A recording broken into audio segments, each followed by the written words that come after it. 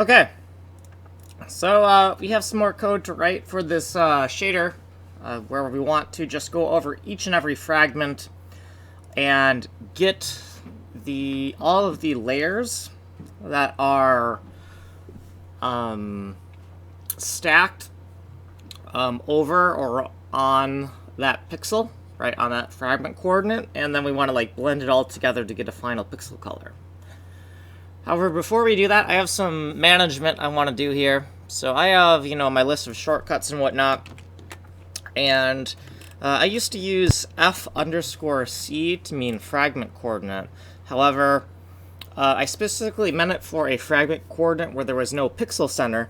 The problem with that is that the implication of not having a pixel center is really not embedded into the variable name, and also the variable name is pretty short. Like if I use fc for fragment coordinate and we mean fragment coordinate without a pixel center, that's a little bit too much information for a variable name that is kind of very small like this. And the problem is that I sometimes lose confidence as to whether or not this variable means having a pixel center or not. So instead of using fc, we're going to use dip_fx and dip_fy for discrete pixel. So dip for discrete pixel, meaning there is no pixel center, and then fx for the fragment chord x, fy for fragment chord y. And then alternatively, if we do want a pixel center, right, where all the coordinates are floats, then what we're going to do is we're going to say we're going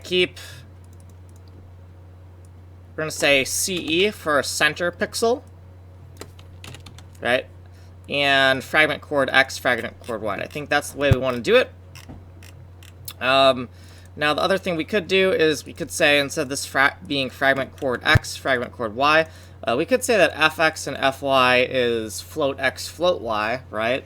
And then instead of this being FX, FY, right, this would be like discrete pixel, IX, IY. That might actually make more sense now that I think about it.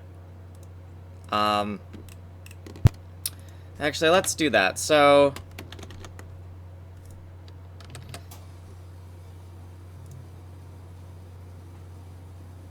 do I want to do that? I don't know. Let me think about that.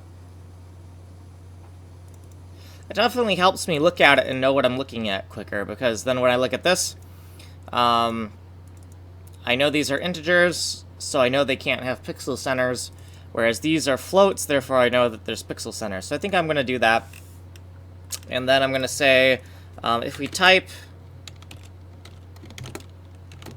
Hey there, how's it going? So did you have a... C question? I am... right now I'm working on my rendering engine codebase. Some of this is going to be pretty boring stuff. Right now I'm in my shortcut script, kind of like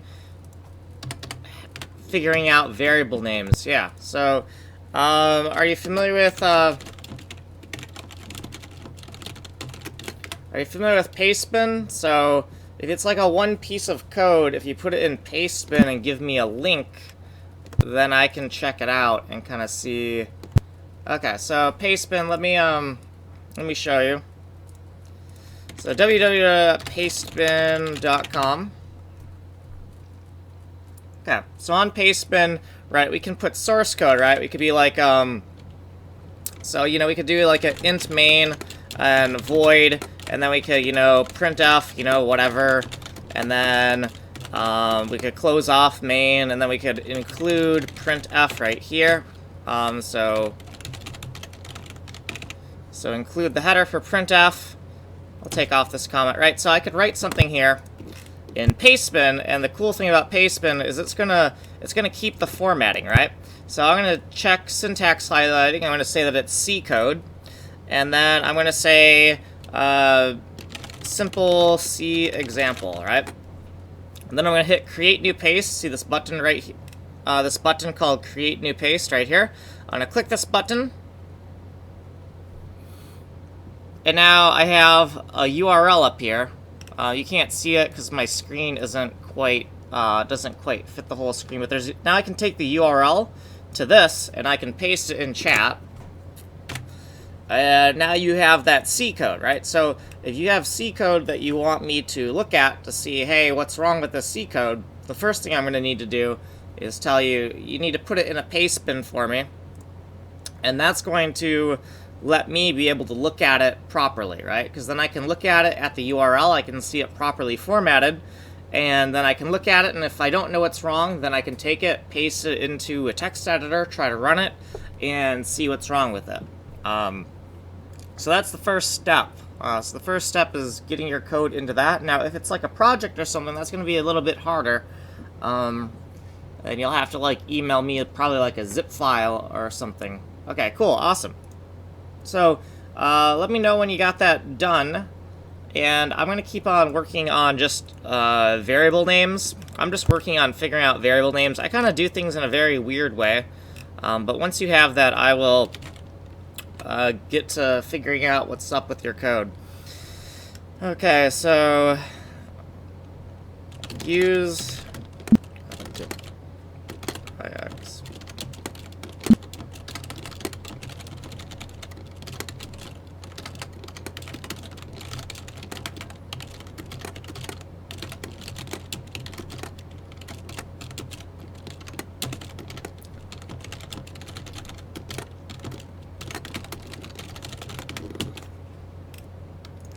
Okay.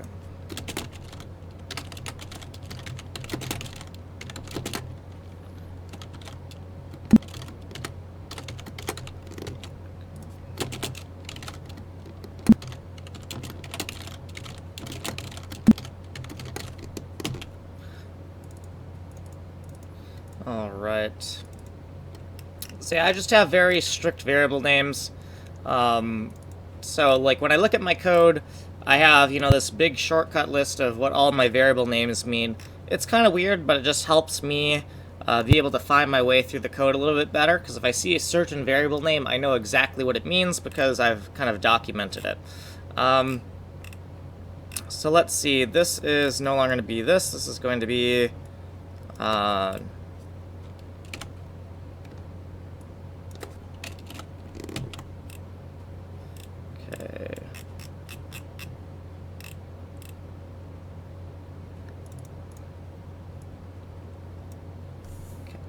Y.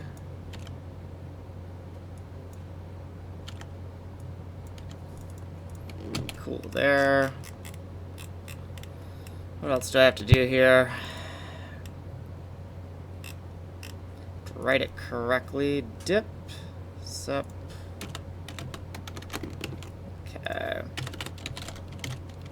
Yeah, so what I'm in right now is, on the left side of my screen is my shortcut script, where I can type things. For example, I could do like a for loop C99 probably, and then it will paste a for loop for me, right? Or I could paste index to... Okay, cool. You got your paste bin? Okay, so let's take a look at this and see what we can figure out here. Let me close this. Okay, largest element. Kth largest element in C. Okay. So it sounds like we're probably going to have to sort the data for this. So the data is, okay, so we got 100 data elements. And we got X and A, the variable and loop elements, okay? Large, for storing largest numbers. Okay. Printf, how many elements do you want to store? Scanf, asking user for elements. Okay. Printf, which is the largest number you want, up to whatever. Operation for finding first, second, and third largest numbers. Okay, so X is 0 to A, X plus plus, if data X is greater than data X. So, okay, so the first thing we got a problem here is, so right here, this is obviously wrong, right? Let's scroll in. So I don't know exactly how your code's gonna work, but I see that this is kind of unfinished algorithm, right? Like, you haven't really finished working this, right? Because I see data X and data X, this is obviously a comparison that doesn't make any sense. I'm assuming this is probably, you probably want like, we'll get to what kind of comparison you want here. But let's think about what we're talking about when we're talking about the nth largest element for a second. So, we have some elements in here. We're going to assume that they're not sorted, right? And let's just open this up for a second. So you have, let's say you have an array, and you have the numbers, I don't know, let's just put some integers. Let's put, like, integers. Let's not go double digit, right? Let's just put, first of all, let's just assume that, okay, can we...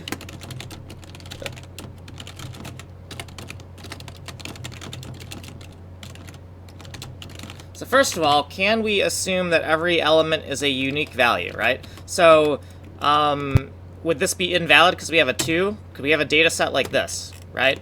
Are we assuming everything's unique, so we're not going to have an array where there's like a 2 and a 2 and a 2? Okay, we can assume they're all unique. Okay, cool. So that's important to know here. And actually, let's just take your code from Pastebin really quick, if I can manage my tabs. I'm going to take the raw paste data here. And the first thing I want to do is just get something running, right? Like, I don't... Like, before we even figure out how to get the correct code, we should have something that's going to compile so that we can kind of just, you know, work with it, right? So, sorry, I have a lot of tabs here, so... let's paste this here. And I will change some of the formatting as I go about this. Let's comment this out for now, because we know that this code isn't quite right. And we'll get to that. And we will save this somewhere. So I'm gonna, I guess, shortcut files. I'm gonna save it in my CXX folder, right? Like, I don't care what version of C it is. It could be C99, it could be C11. It's probably simple enough to where we don't really care about it. We'll put it in our demos folder, I guess, and we'll say new folder, and we'll go nth largest number. Okay, nth largest number. And we'll call it LM nth largest number, so LN, sorry, I'm a little dyslexic. NLN, we'll call it NLN, we'll abbreviate it like that. We'll call it C11. So I'll call it NLN.C11. And then we need like a little build script for this. So I have some pre-made snippets for this. So HKMF C11. That one's kind of bulky. We should probably use something a little bit less bulky since I don't want to overwhelm you here. So let's do HKMF C11 mini, I think is the shortcut I have. Yeah, so this is a little bit slimmer. So this is some bash code for how we're going to run it. So I'm using GCC. You might not be using GCC, but I am going to compile this on the command line using a script, right? So GCC is my compiler. -x means that the language will be C. So the name of the file doesn't really matter as long as we specify that the language is C. And that means that for the file we give, we can just call it nln.c11, or we could call it nln. Blah blah blah. It doesn't matter. It could be anything. It's still going to work out for us. So, okay, we got our object file. We got all this stuff. I'm gonna get rid of this. I'm not gonna explain what all these are. Basically, if you want to look these up, look them up in the GCC manual. If you're not using GCC, then just don't worry about this, right? If you know how to compile something, just don't worry about this. This is my process, right? So I'm going to save this, and I'm going to save it as nln.c.sh, sorry. And I'm going to, first of all, I'm going to take my other editors, and I'm going to put them on a different screen so I don't get confused here, right? I got a lot of text editors open, so I'm just going to isolate this here so that we can kind of see what we're doing. I'm going to put my folder system on one side and my editor on the other side. We're going to go into the CXX folder over here and open up the folder we're currently in. So we're in our demos folder, and it's the nth, whatever the heck, nth largest number, NLN. So I got my script over here, and I'm just going to run this and see what happens and see what kind of things we may need to fix, starting right off the bat. Okay, so return type defaults to int, so we should probably fix that. So your main right here needs a return type. So now in really old versions of C, you might be able to get away with that, or maybe in less pedantic versions of C, but I compile in a very strict manner. So I'm going to do int main. When you write your code like this, where you have no parameters in here, it's not like JavaScript or Java. This actually means in C90, in like C89 through C11, this actually means unspecified, which is not the same thing as void. If we want to actually have void, like no arguments, we need to actually write void right in here. So let's give that a run, right? And we're just trying to get this running first, and then we're going to figure out what's going on here. So int large, unused variable. Okay, so that's fine that it's an unused variable. I did comment that out, and my compiler is kind of strict. So as a little hack to just get this working, because I'm using kind of a very strict compiler where I'm warning about any kind of little thing I'm doing, I'm just going to do like a... now I see you have this in all capitals here. So why do we have this in all capitals? For storing largest numbers. So the largest number is large. So first of all, I would not make this all capitals unless you want this to be a constant or a macro. And judging from, you know, the text here, the nth largest number is large. I'm going to guess that you, that's not actually what you want to do. So I'm going to probably make that lowercase. And let's see, we got a %d and a %d. So we got a for the index, or the nth index, and then we have the variable name. That's fine. But yeah, this here, we're going to take anywhere where we see large in all capitals like this. We're just going to make this, we're just going to make it, we're just going to call it large, right? I'm not going to try to change your code too much, so I'm not going to impose kind of like my weird naming conventions on you. But I will say that for proper C code, we really shouldn't really do this. Now, int data, it's not really a constant either, is it? Well, I mean, okay, so I see what you're doing. Are you, so,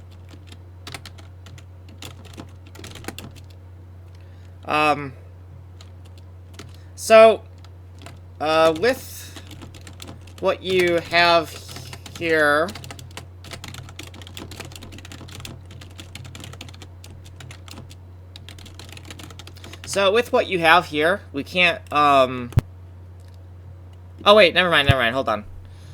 So, how many elements do you want to store? Okay, and we're going through this backwards. A minus 1. Okay, y equals 0. Y is less than or equal to a minus... Oh, we're not going to get through this backwards. So this is... Oh, I kind of like this. You're doing an inclusive loop. I actually really like inclusive loops. Never mind here.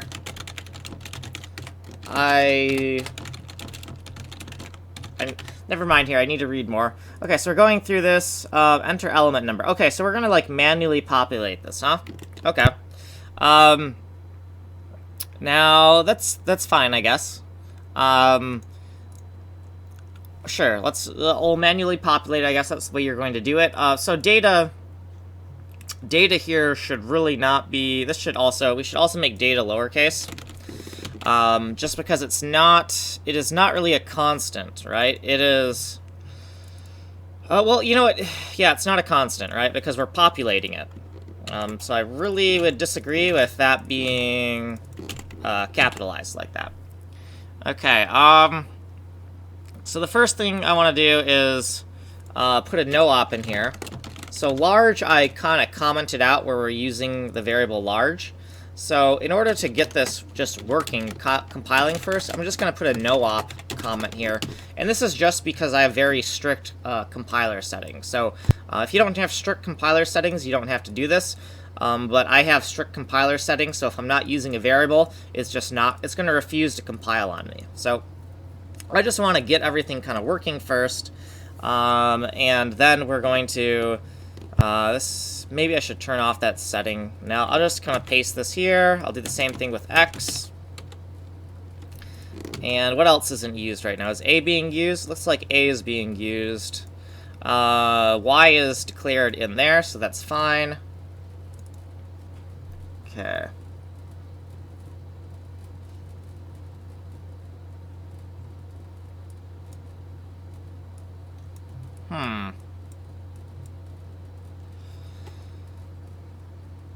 Dev CPP IDE. Okay. So that doesn't... Oh, okay, so... Why am I not seeing anything? Ooh, do I need to flush? Okay, so... I'm going to take some of this and kind of reformat it a little bit. So we have more than one statement on an individual line.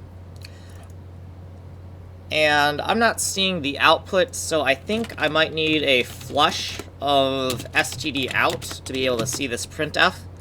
Judging from what I was seeing, it looked kind of weird. And I'm going to do the same for anywhere I see a printf. I'm actually going to do a flush of the console because I wasn't seeing the output, and it looked to me like it wasn't actually crashing. So we'll do std out here. We'll do a flush of std out wherever we see printf. Except this I don't care about, but anywhere that I want to see some type of information, like which largest number you want from up to the whatever, right, for this. I also am going to do a flush. And I just want to remember here that I also will probably want to flush as well.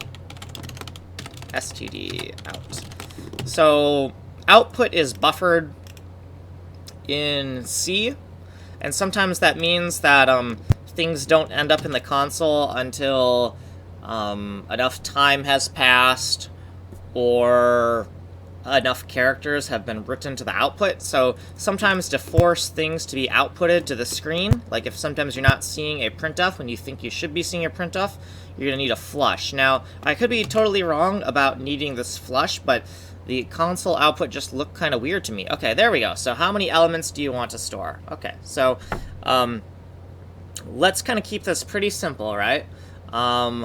Let's keep it, let's say 2, right? So, or actually, let's use the edge case first, right? Like, if it doesn't work with 1, then we still have a problem, right? So let's say 1, and the element number 1 is going to be, I don't know, 8. We'll call it 8.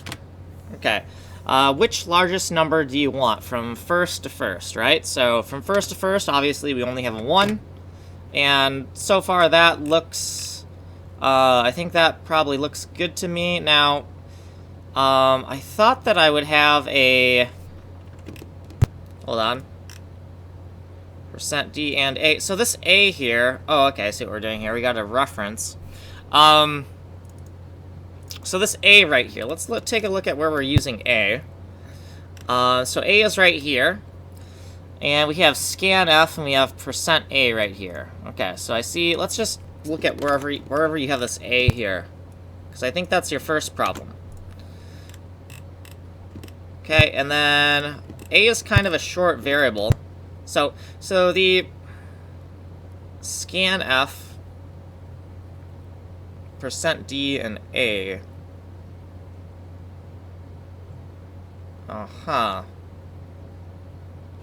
Flush. Okay, so I'm not too familiar with scanf, so I'm going to have to look at the documentation for that.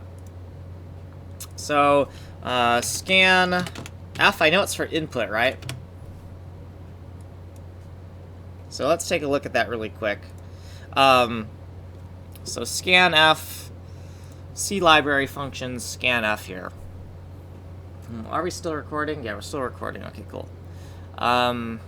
Okay, C library function int scanf const char pointer format, and then reads formatted input from stdin. Okay,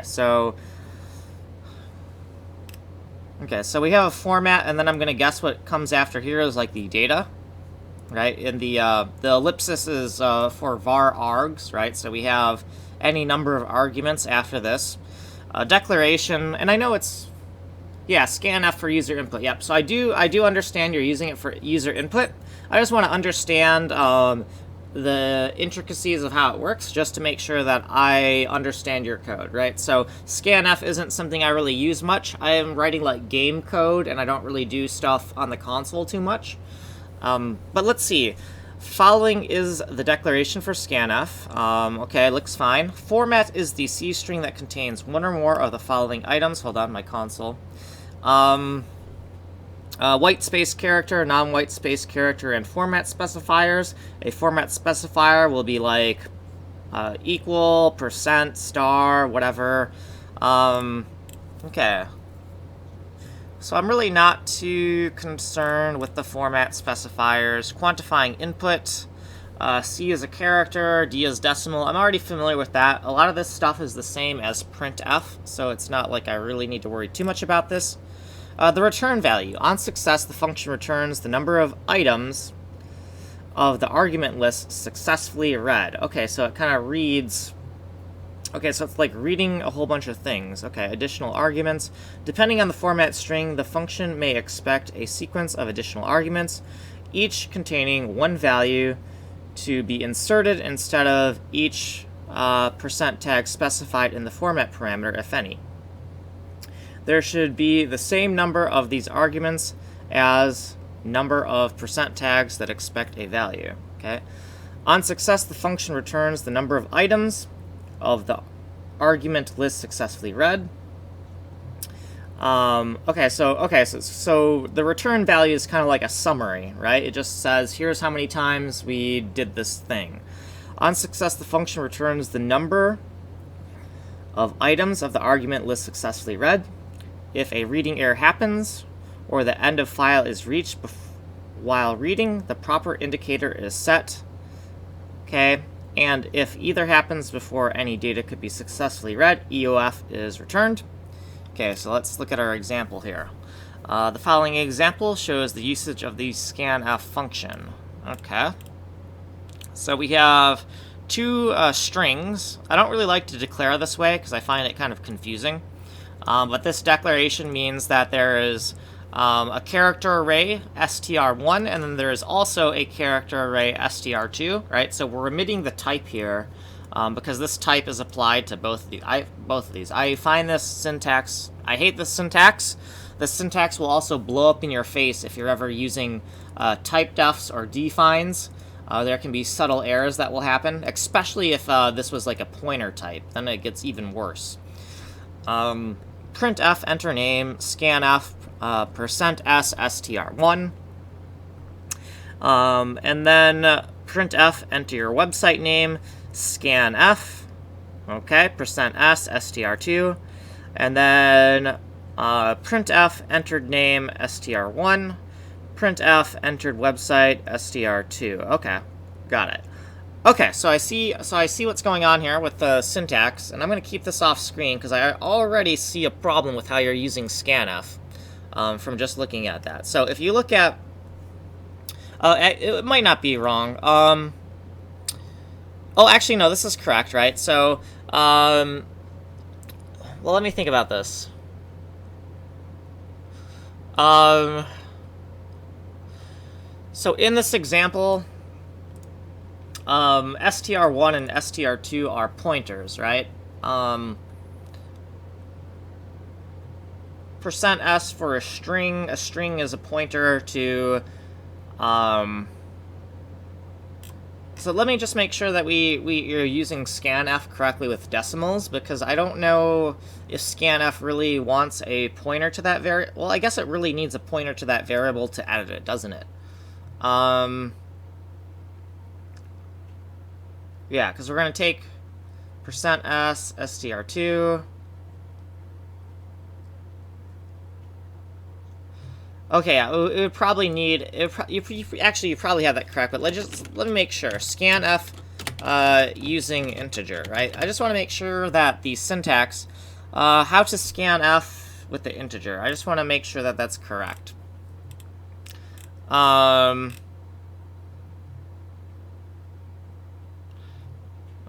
Get fgets, get the entire line.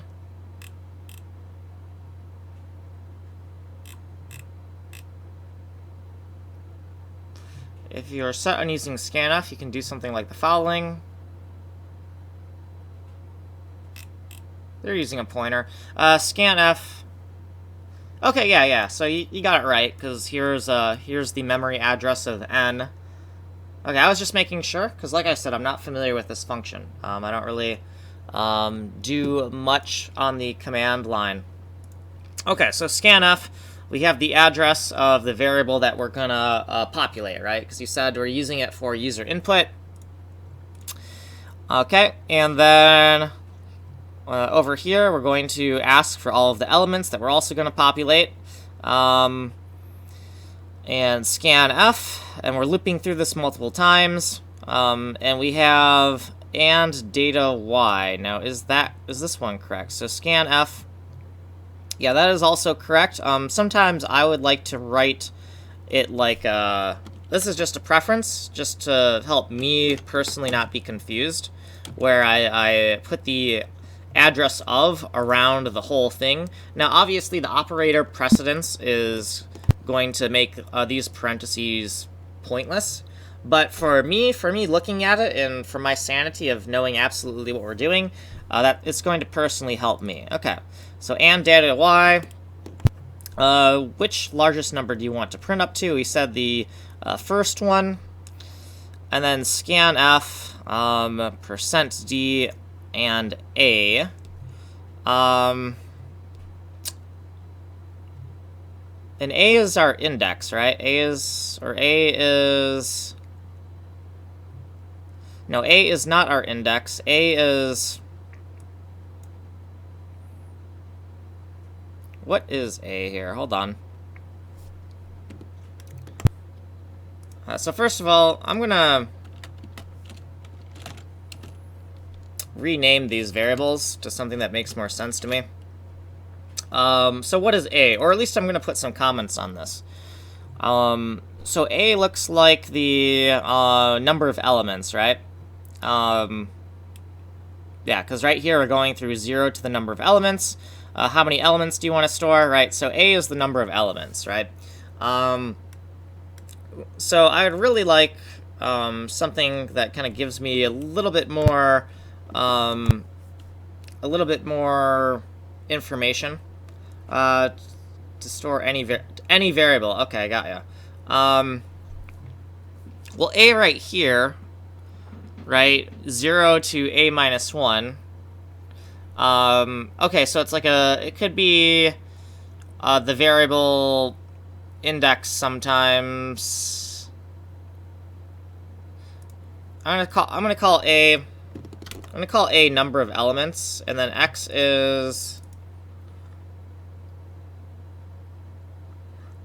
is our current element. So I'm gonna do x is gonna be called current element.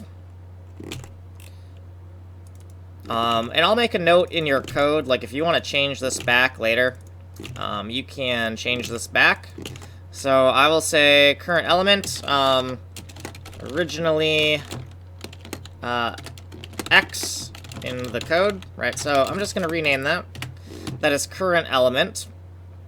And then a is really the number of elements, right? So I'm going to call that number of elements, originally a in the code. So there's a saying that a problem well-defined is a problem half-solved. So by having variable names that kind of like make a little bit more sense to me, I'm going to be able to... the problem will be kind of half-solved, if that makes sense, right? A problem well-stated is a problem half-solved. So over here, and I think we forgot one thing over here. Okay. And... unfortunately, I kind of do things kind of weird with a very small column limit, so I'm going to just break up this printf into multiple lines so I can see everything on screen here. And we could also full screen this so we can zoom in a bit. Okay, so printf, which is the largest number you want, up to this, and this is the number of elements. Okay, and then scanf, and then I thought that in my build script I had a. Let me look at this for a second. Yeah, enter to exit. So let me run this again, because I thought it was kind of weird that we did all this stuff, and then the console kind of immediately exited for some reason. And I don't know why that was. So how many elements do we want to store? Let's do... I'm thinking that, you know, maybe one was... let's just do 2. Let's do 1 and 2. Which is the largest number you want? Up from the first to the second. Let's say 1. So that does not seem quite correct to me. To make absolutely sure, what we're going to do is we're going to open up git bash here, and we're going to run it. We're going to, instead of double-clicking it to run it, we're going to do it in the terminal here, and we're going to do /nln.sh, and we're going to run it in the terminal so the terminal doesn't immediately exit. To see, I just want to see if I feel like we might be seg faulting, but I'm not sure yet. So how many elements do you want to store? Okay, I want to store 2. Okay, 1 and 2. Which is the largest new number? Up from the first to the second, I'm going to enter a 1. And, okay, I see enter to exit. Why did that not... That's weird. So that looks like my build script is wrong. Hold on. Let me open this up again. Sorry, this is actually my fault right now. Enter to exit, read/p. Usually this would halt the... You know what? I think that maybe the usage of scanf is doing something weird with how I usually write my scripts. And that's fine. That's fine. I'm not going to worry about it. Just knowing how it's going to work. Let me put this over here on this side. So... Right now, we know the code works. The code is compiling. It's behaving as kind of we expect. So let's before we do this part, what I want to do is I want to kind of make sure I know exactly what I'm working with. So before I loop through this stuff here, I just want to say that the number of elements, right? %d \n, and then the number of elements. I just want to confirm you hid the last operation code. Let's see. Oh, this thing here? Oh yeah, this thing right here. You're talking about all this stuff being commented out. I'm going to comment this back in. Yeah, I'm going to comment this back in. Don't worry about that. I am going to comment that back in. So I just want to be able to see what that is. And, yeah, we can put this back in and start looping through this. So, if data, right, so we know that this is improper, right, because we were accessing the same thing. And we want the next largest, we want to get the nth largest element. So if we want to get the nth largest element, we're really going to need to sort through some stuff, right? And to sort through this, to get a sort done really quickly, the easiest way to do that would be like a bubble sort. So let's, so for this right here, I think I might want to write like a bubble sort and say, so do we want to sort this in place? How do, I guess we'll get, yeah, we'll get, so let's call a bubble, let's make a bubble sort, and we'll give it, the data, what kind of data is it? It's a integer, so I'm going to say, bubble sort, int, and then it's going to take the data, and then it's going to take the data len, which is going to be 100. Yep. And then up here, we're going to make a bubble sort function, right? So we'll call it void bubble sort int, and bubble sort int is going to take an int pointer, right? Because it's an array of integers, so an array of integers, so int pointer. We can give it the exact same name, right? No need to give it a different name, right? So when we click this, we can see, oh, it's the data, right? And then we need to know the length of the data, so data len. Okay. And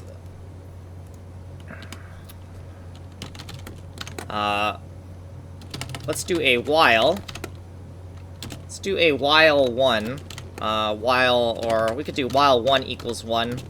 This is C code. We can do weird stuff like this. So we have like an infinite loop. And what we need to do is we need to go through the data and compare and swap through the entire array. If you're not familiar with bubble sort, this might be a horrible explanation of bubble sort, right? Because I'm going to fix the code, but you might want to look at what bubble sort is for this to make sense, right? So we're going to need 2 indices. So let's take int. We'll call this. I'm going to call this d0.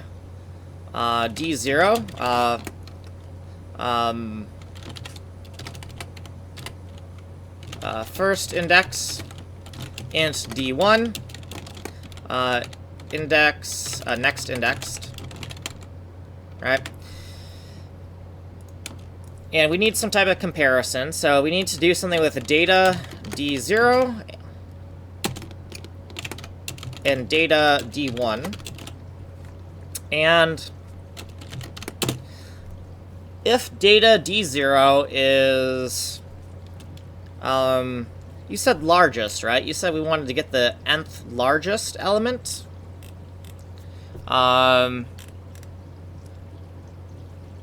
Let's see. Let's look at this for a second. First, second, and third largest number. So the first largest, the second largest, and the third largest. Okay. So we're going to say that the largest, we're going to sort in descending order, right? So we're going to say that the largest things need to be at the lowest indices, right? So, if d0 is less than d1, then we need to flip. So, I'm going to make a note here. So, put the larger items at the front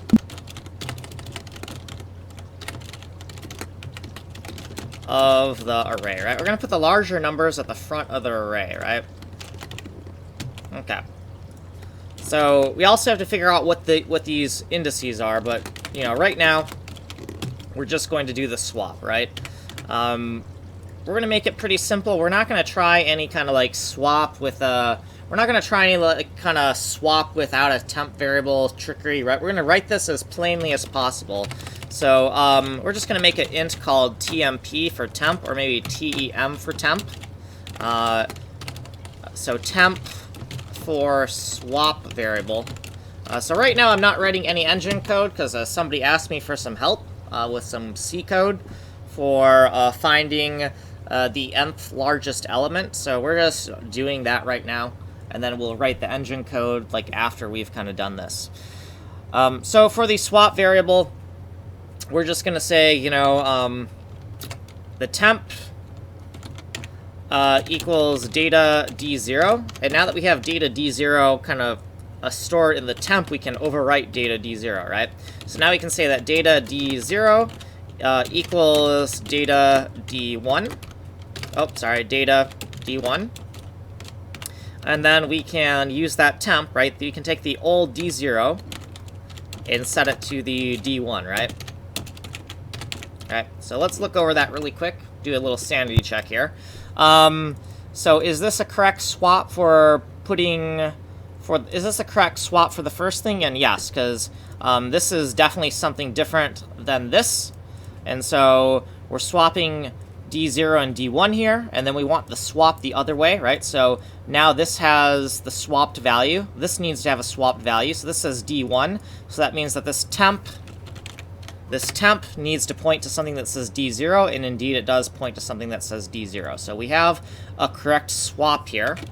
So swap variables, or swap values in slots, something like that. When I say slots, I mean array slots. Okay, so now the next question is, well, if we swap, we want to make note that we swapped. So we're going to say swapped this iteration equals 1, right? And we want to keep on looping through all of the data until swapped this iteration is false. So we're going to say swap this iteration equals 0 here. And then down here, we're going to say if swap this iteration is less than or equal to 0. This is just if we want to be really proper, like you're really concerned about being proper, then really it's a comparison to 0. But sometimes I do less than or equal to just because I'm paranoid. But I'll try to be a little bit more proper here about this. It will break from this infinite loop, right? So exit infinite loop when all data is sorted, right? So all data will be sorted once we have never swapped anything, right? When we stop swapping data around, then the data is properly sorted. So if you haven't noticed yet, we are missing another loop yet. So we have this D0 and this D1. And let's I'm going to use a little bit more variables than I actually need to use. Index of array. So right here we're going to do 4. Dex equals 0. Dex is less than or equal to, well, we got the data length, right? So I'm going to make a max index variable rather than inline this. And dex plus plus. Okay. And D0 will just equal dex. Or, because I'm kind of weird, I kind of like to be explicit about what I'm doing. So even though it's just equal to dex, I'm going to put a dex plus 0, right? Now, you may disagree with how I do things, and you might say that's completely stupid. But I like there to be a very obvious pattern in the code, so that when I'm looking at the code, I can I can visually confirm that the code is correct just by seeing that everything is consistent, if that makes sense. So here's our first index, here's our second index, right? So this is the value closer to the top of the array, and this is the value further away from the top of the array, right? So we're looking at a value at the top of the array, comparing it with a value lower down, and if this value at the top is less than, or actually we only need less than, we don't need less than or equal to. If the value at the top is less than the value that's lower down, then we want to swap them, right? Because we are sorting in ascending order, so we want the values closer to the top of the array to be our higher values, right? So if value at top of array, low index, is smaller than the next value, we need to swap those values, right? So that's what's going on here. We just need to, oops, sorry. Oh god, my shortcuts just kind of pasted something. I hate when, okay, usually that does not happen to me. Okay, so yeah. Okay, so this loop here, it's closed off here. We might want to make a note here that this is next dex, right? So we know. Also, I'm not doing this in proper C89 style, so I don't know if you're using C89. What version of C are you using? If it's C89, I'm going to have to get rid of these kind of style of comment. Because right now I'm kind of like all over the place with my comment style. Sometimes I like to use comments that are like this. Other times... Oh, also, the reason why I'm writing my comments in kind of a weird way is because I have this syntax highlighting I've made so that I can color code comments if I put colons by them. But it's still a comment. But if you wonder why I have like colons by my comments, it's just a weird thing I do to make the comments colored like this.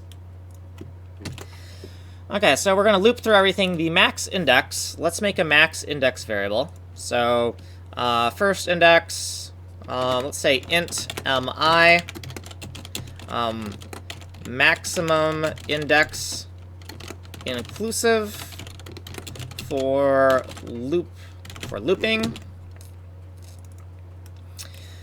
And max index can be figured out right up here, right? So max index is going to equal the data length minus 1, minus 1.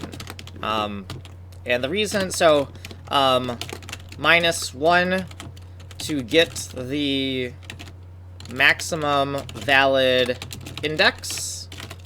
And then we're going to minus 1 again, because D1 is dex plus 1, right? So there's 2 minus 1s that we need to use here. Okay. And we're going to minus 1, minus 1. All right. And we're going to go through all this. We're going to perform our swap. And swapped this iteration is going to be true anytime we swap, right? So swap this iteration needs to be set if we end up deciding that we need to swap. Otherwise, if we can go through this entire if we can go through the entire array and never swap, then that means that all of the data is already sorted, right? So if you wanted to see game engine stuff, right now I'm helping someone with their C code. We're just finding the nth largest element, and I'm writing a simple bubble sort. Bubble sort is the simplest sort to write. It's not super efficient, but right now we don't really care about efficiency. We just care about solving the problem, right? You can do optimizations later. Okay, so we're going to go through the entire data set, and if nothing gets swapped, right? If nothing gets swapped, then we want to exit this infinite loop here, right? We're doing a while 1 equals 1. We can also make a note that this is an infinite loop, right? So, you know, infinite loop. And right here, if swapped this iteration is 0, then we're going to break out of the loop, and boom, we have the sorted data. So here's a pointer to the data, here's the length of the data, and this is called bubble sort. We do an underscore int because you don't have overloads in C code, right? There's no such thing as overloading, right? You don't have function overloads in C. So in order to overload, to write code as if it were overloaded, we'll say the function is bubble sort and the overload is int, right? So it takes an integer, right? So now let's go look for where bubble sort is being called, if it's being called anywhere. Okay, so we have it called right here, so that's great. Now, before I kind of comment all of this back in, I want to kind of confirm that everything looks correct. Like, does my code actually work, or am I kind of like full of crap? You know, we should probably figure that out, right? So what we're going to do is we're going to say, like, well, actually, what we're going to do is, you know, you have this 100. I would like to get rid of this 100. Or not get rid of it, but it's like a magic number right now, and that kind of bothers me. I don't really like magic numbers. So the way we're going to do that is, in main, I'm going to go define, and we're going to say, in this function, we see that we call the variable dataLen, right? So if the data means the same thing, if the variable means the same thing, then it should have the same name. So I'm going to call this define data len, right? So it's going to be the same name as this parameter here, but it's going to be all capitals because it's a macro. And then we're going to just say 100. Now, because of how we're doing this, I don't think I can put this in between parentheses like I usually do. Actually, no, we can. We can actually write it this way. It'll still be okay. The only thing that matters is that inside here, this is a const expression, right? Because we're not doing a VLA, we're doing a hard-coded array. So I'm going to say data len right here. And then anywhere else where we see 100, we're going to just say data len, right? So data len, right? And then at the end of this function, I'm going to do undef data len. And the reason why I'm going to undefine this is because you don't want your macros to leak into other people's code, right? Like, if you forget to undefine defines, and you write like a big library that somebody else is going to use, then you've kind of polluted their namespace with a whole bunch of macros that now they can't use, right? Because if I use this, if I define this and then I never undefine it, then nobody else will be allowed to use this, and that'd be a horrible library. Like, I don't want to use your code if you're gonna pollute my code with a whole bunch of defines that now I can't use. It makes it a big hassle. Okay, so we've kind of refactored this to make it a little bit clearer as to what that is. And then we're going to bubble sort through the data, and then what we're going to do is we're going to do a for int, and we already have like current element, right? So we might as well say that also, what about number of elements is... Okay, I'm not going to worry about that right now. For int, current element is equals 0. Oh, sorry, no. Current element is already... hold on, is this the current element or is this the index? Hold on. Oh, this is the current element index. Sorry, I keep on changing my opinion on what the variable names need to be. I apologize. I'm just gonna call this dex for index. Find next, replace. I apologize. So we did keep that this was originally x in the code, so we know, so we can kind of keep track of what that was.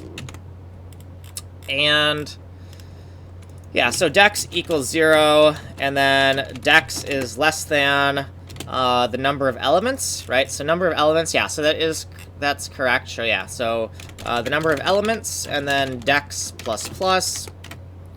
And what we're hoping is that everything will be in the correct order when we do this, right? So we're going to take the data, we're going to printf data, or let's say data, and then dex \n, and then, yeah, sure, we'll just say that, and then actually we need a %d here,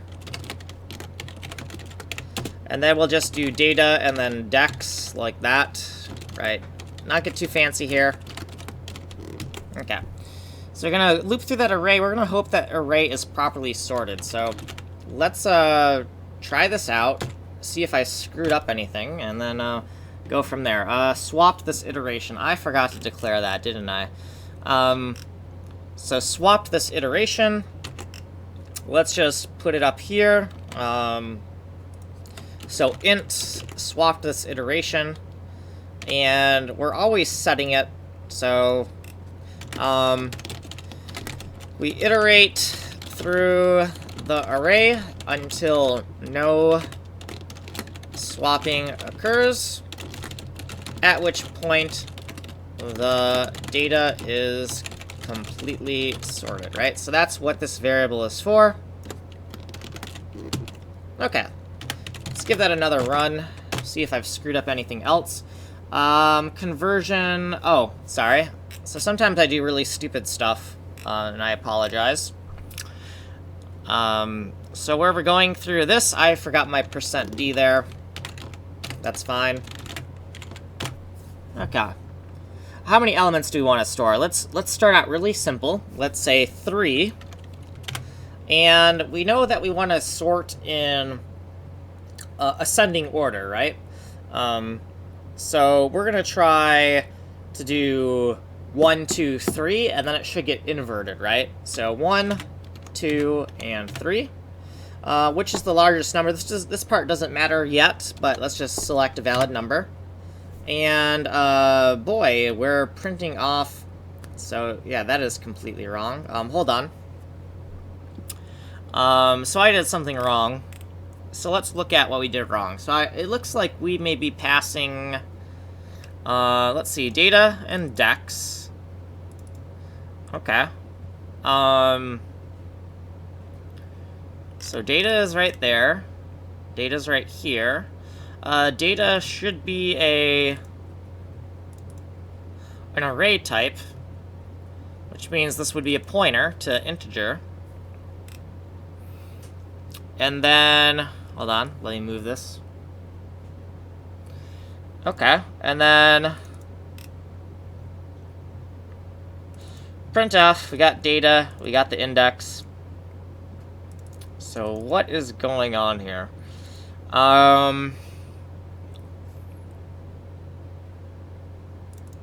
Bubble sort. Let's look at our bubble sort for a second. Data.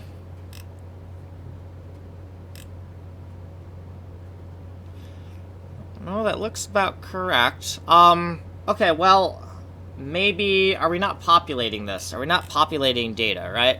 Let's look at that for a second. So what we're going to do is we're going to kind of narrow down, we're going to eliminate some variables, and data y. Is this the way scanf is supposed to work? Like, I don't know if this is how... I'm gonna simplify things a little bit. Got you. So that's... Oh, I see. Hold on. No, that's not quite right. Oh, okay, I see. Okay, hold on. So, I need to take a break. I'll be right back. I kind of see what I'm doing wrong. So I will help you a little bit more. We'll figure it out, but I need to take a break. I need to take a break. So I'm going to... we'll be back in, like, let's give it, like, 15 minutes. And I will fix this. Like, I know it's going to take longer than you kind of hoped it would, but we will get through this. And you can kind of see my process. So, let's do... So I'll be back in 15 minutes to help to solve the rest of this. Okay. And break, yeah. So I'll be back in 15 minutes. Back in 15... I guarantee we'll solve this.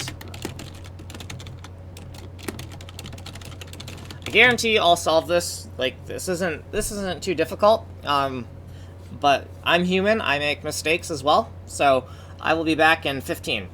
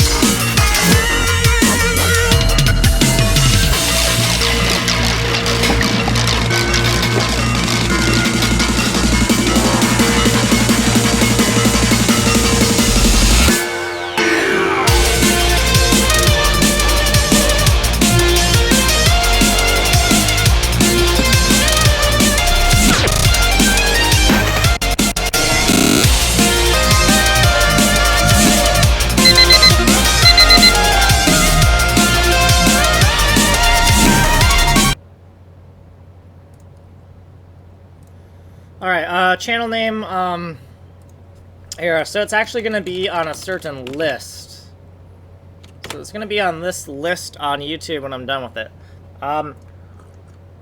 So I know the mistake we already made, or technically I made.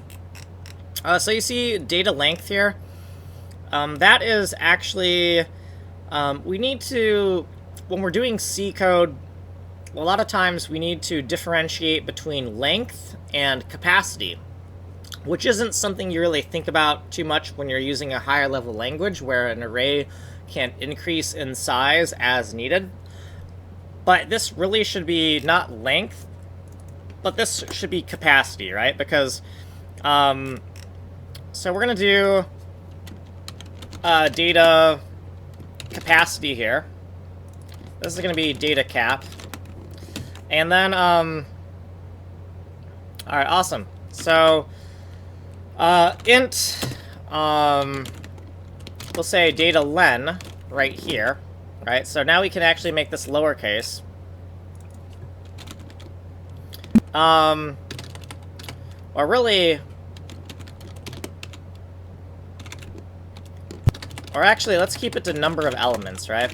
Looks like we're using number of elements here, right? Yeah, so actually, let's not have anything called that. We'll just use number of elements. And then, where we need to use, like up here, we said data length. We're not going to say data length. We're going to say, you know, number of elements, right? And the next thing we might want to do,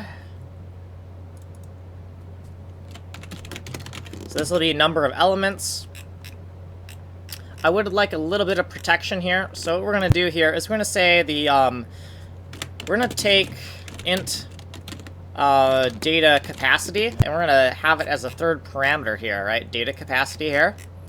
And we're just going to assert here, or assert that the number of elements is less than or equal to the data capacity, right? Because if we've said that we want to sort more elements, then we actually have capacity for, we're going to get a seg fault because we're going to go out of bounds, right? So we're just going to have a little check here to make sure that the number of elements is less than the capacity, right? So we can make a note here, number of elements, data capacity, max num elements, right? That's what that is. So yeah, that right there just to help catch us. So it'll tell us the assertion has failed. Now, if we want to use assertions, we're going to have to include assert.h, I believe, something like that. Yeah, assert.h. Now, usually I would remove this comment, but since you might want to know why that's there, I'll probably keep that there for you. But yeah, just an assert there, and then those random numbers we were getting earlier, like these numbers, like why are we getting these numbers? And the reason why we're getting those numbers was because we are sorting the entire array, and the entire array is a whole bunch of uninitialized data. So to fix that, we could zero initialize it, and that would have gotten rid of the random numbers. But before we zero initialize that, we might as well just make sure that this works properly, right? So the data capacity is 100, the number of elements right here, we're going to get it from the scanf, and before we run all of this code, we just want to bubble sort the data and print it all off and just make sure that we're working with a data set that we think we're working with, right? So let's clear the screen, let's run our build script and see if I've screwed up anything. Okay, I have, because I changed the signature here. So bubble sort is going to take the data, it's going to take the number of elements, and then it's going to take the data capacity, right? So data capacity. Now, does this make sense? Are these parameters in an order that makes sense? I don't know. Maybe data capacity should come after data, and the number of elements should be the second thing. You know, it's an arbitrary decision as to the order of these elements in this function. This is just the order I've chosen. Maybe we should have done it in a different way, but it doesn't matter, right?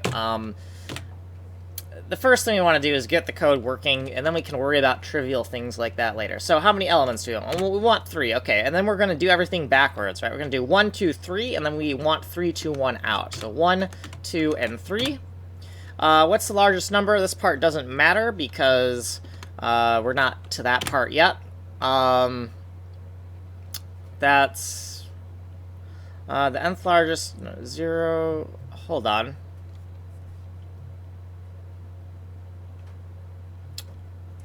Dex is less than, hold on here, what the heck?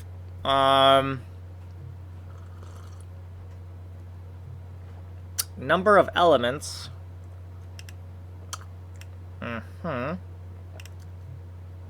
So we are assuming, we're assuming right here that this scanf is giving us the number of elements, but I'm not quite sure if that is true or not. So we're just gonna pepper this with more asserts here. So we're gonna assert that number of elements is greater than 0, right? So let's run this again, because something weird is happening, and I'm not sure exactly what it is. How many elements do we want to store? We want to do 3. Enter element number 1. We're going to do 1, 2, and 3. What's the largest number you want from first up to third? Oh, hold on. So what's this one? Which is the largest number? Oh, so this is not number of elements. Okay, I see what I did wrong here. Because if I do 3 here, right? Okay, now I get my, okay, so now I get my 3, 2, 1, right? I get the data sorted, but this is not what I thought it was.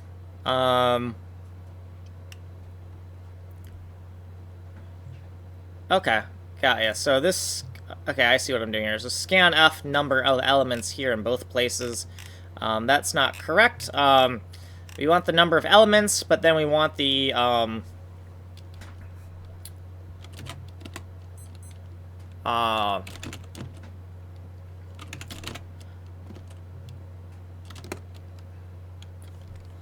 so we want the number of largest, which largest number do you want?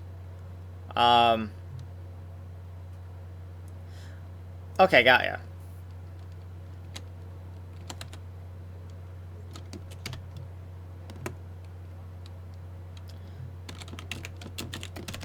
Index of the nth largest element you want.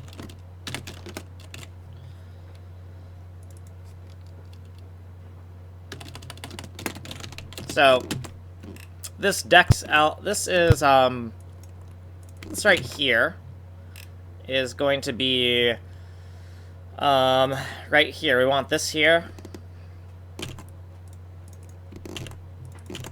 So right here, we can print f through that, whatever, that's fine. And then, oh, right, oh, you called it large, right? And large was the value. Large equals data. Right, so this is what large is right here. That's fine. So we're just gonna nuke this, and we're just gonna say that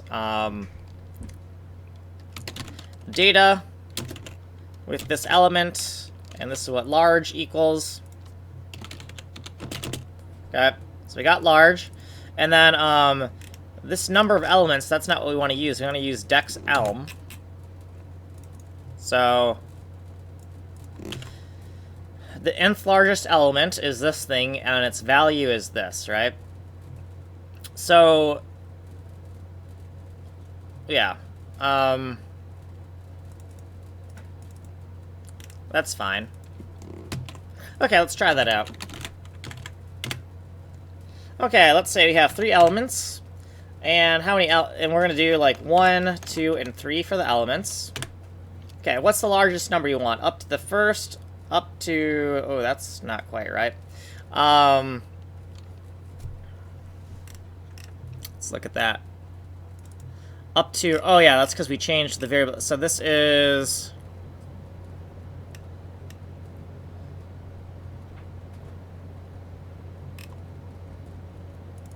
Okay, so let's do num elm. If we're doing first up to the whatever if, then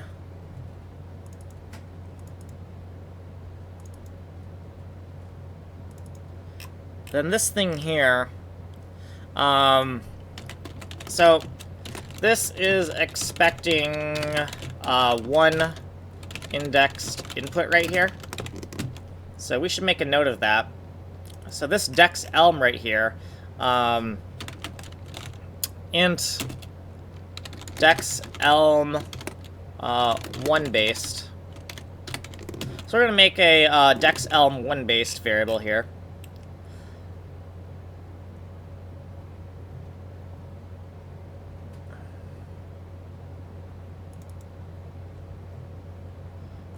And then here we're going to say dex elm 1 based, dex elm 1 based. It needs to be greater than 0. And then we're going to say that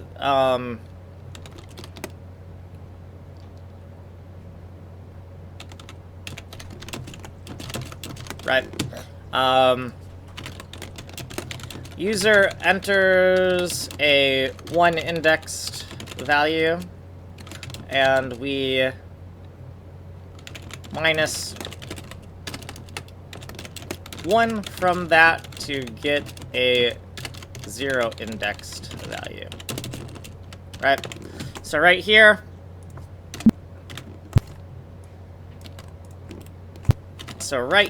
in this section, right, I'm just going to say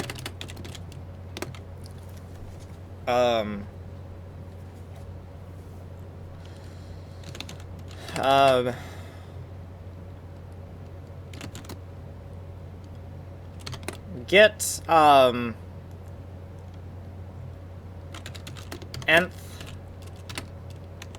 element index. Alright, so I'm going to make a little section here for this. We're just going to write it how I would write it, just so that I can kind of see what's going on here. So get nth element index, scanf, we're going to get this guy, we're going to assert that it's greater than or equal to 0, and then we're going to minus 1 from it right here. So we see that we're minus 1, so the input, the user is going to do 1 based input, 1 indexed input, but this needs a minus 1 so that it's 0 based, right?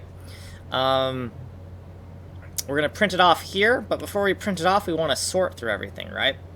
So we're going to take the data, we're going to take the number of elements in the data, the cap, right, the capacity of the array. We're going to bubble sort it. We're going to check it, right? So comment this out once confirmed working. So we'll comment this part out after it's confirmed to be working. Let's do Control-C here, enter to exit, and let's give this another run, see what's going on here. So we want to store 3 elements. We're going to enter 1, 2, and 3. So which largest number do you want, up from the first to the 3rd? We'll have to fix that verbiage. I'll leave that as an exercise to the user. We want the first largest element, hit enter. The number of elements is 3, and the sorted data is 3, 2, 1, and the 0th largest element is 3. So we don't want 0th, so let's find out where we printed that. So we did, it's dex elm. So let's change that again. So we're kind of like all over the place here, but we want dex elm plus 1, right? Because we want to change to 1 indexed.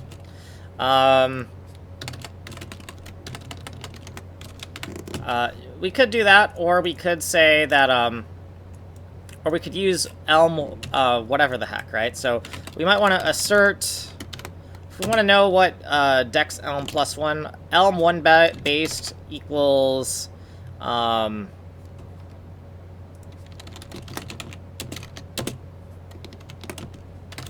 we could assert right here that... Oh, wait, no. Hold on. the index plus 1 equals the 1 base version, right? We could just put that as an assert. So when you see this dex elm plus 1 and you're wondering what that is, right? Maybe we have too many variables running around in our code. Oh well. The point is just to get that fixed, right?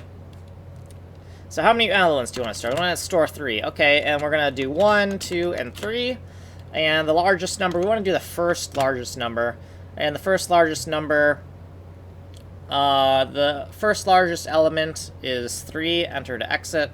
Okay, cool. And then it looks like we don't have a... We have a new line here, but let's put a new line here as well. Let's get rid of this. Let's comment this part out, because we're pretty sure that that this is proper, that it's working. We could be wrong, but for now I'm pretty confident that that part works. So we want to store 3, and then we're going to do 1, 2, and 3, and then we want the first, and we get 3. Okay, so now let's do something a little bit fancier. Let's try it one more time. Let's say that we want 3 elements, and we want, let's do 12, 22, and 24, or 34, sure. And we're going to expect 34 if we do the first, right? And the nth largest element is 34. Now, if we do the exact same thing again, but we say the second largest, then we're going to get a 22, right? Because that's the second largest. So let's actually do that, right? So we'll do 12, 22, 34. We're going to do, so we're going to say 3 elements, 12, 22, and 34. And then we're going to do the second to get 22. And the second largest element is 22, right? So that all works. That is correct. That works. I realize that no one's probably watching right now. So we can make a note of when this was finished. Now, this is all kind of very ugly looking code, right? Like, yeah, this is pretty ugly code, but, you know, it works, right? It works. And the first priority is working code. Now, to make it all fancy and clean it up and all that good stuff, you know, we can do that later, right? So let's just make a note here that at video integer ID is 0099, and the time is 1 hour, 36 minutes, and I don't know, 50 seconds or 55 seconds. Code was finished at this timestamp within the video, right? So we'll take that, and there you go. So our code is finished, and if we want to figure out where that is in the video, like where we finished all the code, then you can go here. Okay. Alright, so we're going to upload that eventually. We have a backlog of videos we need to upload. We'll get to that later. You might want to make a note that to do, I'm going to take their name here. Just going to make a note of who to message, because they were the one asking about this. And then eventually, once enough people start asking me stuff like this, I will have to start charging. But for now, we'll give out some freebies. Okay. So, now let's actually get into the code that we actually care about, like our engine code. So let's close this stuff. Let's also make a note of where we are, though. So, full file path to clipboard. I'm going to put this in my, shortcuts so that I know where to find this later, right? So, nth largest number for Nekshirazi, right? So we're gonna put this under their name. First one's free, so Somebody asked me if, right, so I have their name in my shortcuts, and I see the thing I help them with. So, you know, if they ask me again, then I will have to charge. But first question's free. But, you know, I would rather spend my time working on my game engine stuff, so when questions take a long time like this to answer, because it's kind of like a lot of code that needs to be written, I don't want to spend all my time doing that. So, first one's free.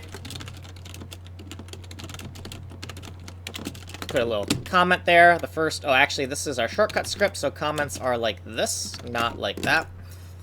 Okay, cool. So let's look at what we were doing. So we had these variables. We were kind of like documenting some variables that we wanted to start using in our code. And the variables are for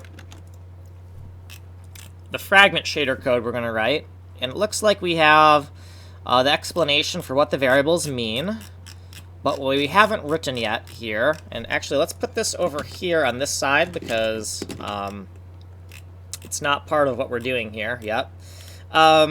We want to correct people if they type something similar enough, but not quite right. So dip ix, dip dash I underscore x, anything kind of similar enough, we're going to just correct the spelling. So dip ix. This stands for discrete pixel integer x, so it's the location of a pixel in a fragment shader.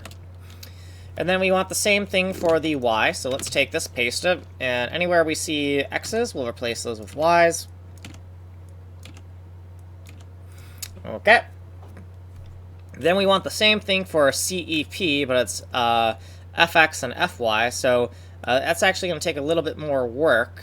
Let's just take the x version of this first. Let's paste it, use it as a little, so ix is going to be replaced with fx, right? So fx, f, and x.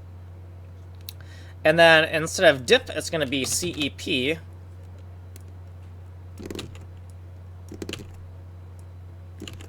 CEP stands for center pixel, right? So it's a pixel that has the center of it. The coordinate of the pixel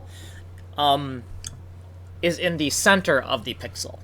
And therefore, the coordinate gets these fractional coordinates where a pixel is located at 0.5, right? We use pixel centers for the calculations, and that's fine. In some cases, that's what you want to use. It actually makes sense, but sometimes it's easier not to think about pixels having a center. It really depends on what kind of shader code you're writing. So, so we have these to correct things, and then what we want is we want things to fix things if we do things wrong. So if we do something like ix dip or ix dip or ix dip like that, or ix dip or ix dip, we'll say that's backwards. Use dip ix. Okay, and then the same thing for the y for this. So if we do this incorrectly and it is the y-axis, we're gonna do this, right? Okay.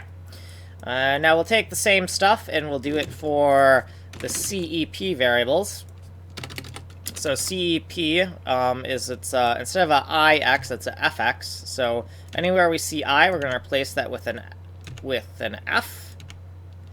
And anywhere we see dip, it's going to be replaced with CEP for center pixel.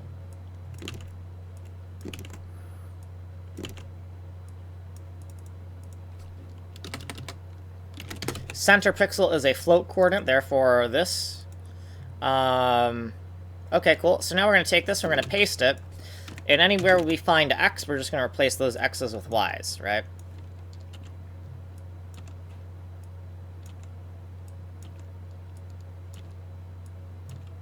Okay. Now the next thing is that we see a potential to make things that are both backwards and wrong, because we typed it assuming that we had right, we don't want to make a mistake where we type fx when we mean ix, or we type ix where we mean fx. So we need a version of all of these shortcuts that are both backwards and wrong. So we're going to take this, we're going to paste it over here, and we're going to edit this, and we're going to say, so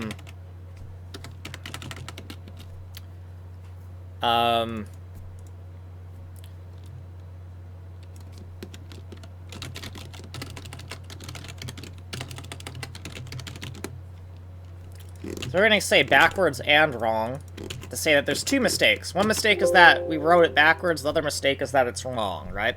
And then, right, where we have IXs, we're going to replace these IXs with Fs, right? So these I's are going to become Fs because the discrete pixels are not float coordinates. That's why that's why this is wrong, right?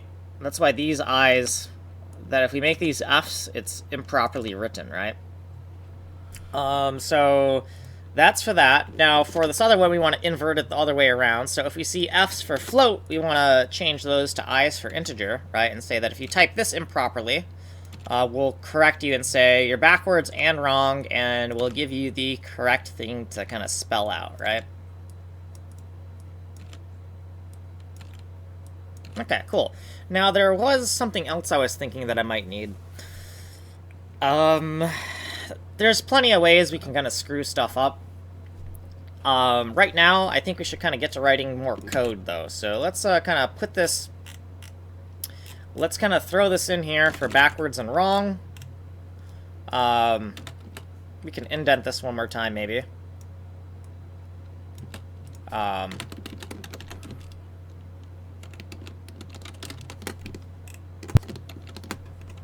Just say BW for backwards and wrong.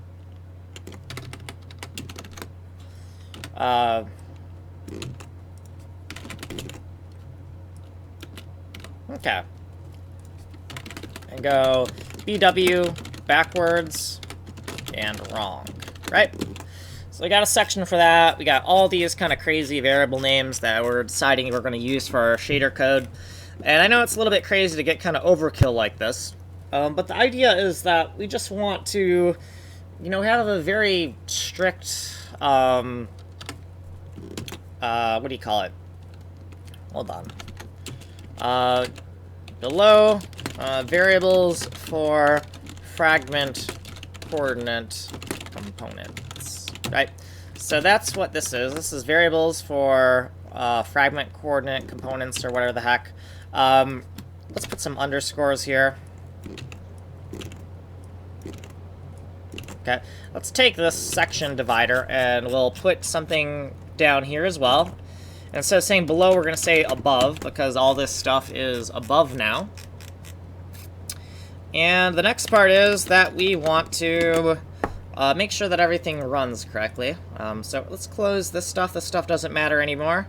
And close this and close that. We're going to put this on the other screen. We're going to move our other editors over here. So this is data. This is like our data diagram, so that'll be on this side. Let's put this stuff over on this side. And let's put our shortcuts on a different monitor where you can't see them. And we're going to take some time to kind of reload our shortcuts and make sure that we don't have any collisions. And then once that's fixed up, we'll get to writing some more code. And so what kind of code do we need to write now? I know our tests kind of passed last time, but we need to write more tests though, right? So we can actually, let's open this up with Explorer right now. And let's put this over here. And let's just give this a run, and we should have like a compile time error that kind of shows up. So we have a problem here. This is going to be, I hope I didn't make too many mistakes. So put TV, really? Is that my mistake? Okay. Put TV. Okay, that's not too bad of a mistake. Okay.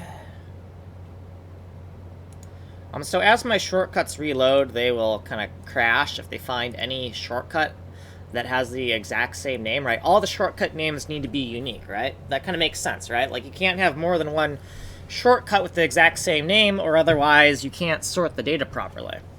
Okay. So Add more test cases to this test. Okay, so this is where we need to start off, where we need to add more test cases. So we're going to copy this. And we see, okay, so here's where we kind of left off. And we have 2 test cases, right? We got these big honking kind of tests here. So the next thing you want to do is just do something still kind of simple, but something... Oh, by the way, we already solved the code earlier, so I need to upload it to YouTube, but I will upload that to YouTube after I'm done streaming. Right now we're working on game engine code, right? We're working on PAINT5D. I don't know if that's part 31, if that's correct in my summary. Let me make sure that's correct. So, yeah, we are on part 31. It's video number 99. It's Bitpacked layers number 3. Okay, yep, so that all looks correct as far as the summary of the video description and what we're working on. So we're using data-oriented design. So our test cases are packed into arrays just so that we can kind of very tersely pack like all of the information, get like an eagle-eye view of our test cases. This is our first test case inputs. Here's our second test case inputs. And then our expected outputs, this is for the first test case, and this is for the second test case. Now, C does not have binary literals. So we made macros for, is this a 16 or a 32-bit? This is 8, and this is 8. Okay, so these are 16-bit 16-bit binary values, right? So this is all 0 binary value. This is a 0, 1, 0, 1, 0, 1, 0, 1 binary value. And the reason why we put these into macros is because where we define them, it's not very clear to us what it actually stands for, right? So 0x555, I would have no clue that that hexadecimal number means this in binary. Now, for this being 3, that actually makes more sense, but we just want to add a level of abstraction just so the code is a little bit clearer to understand, right?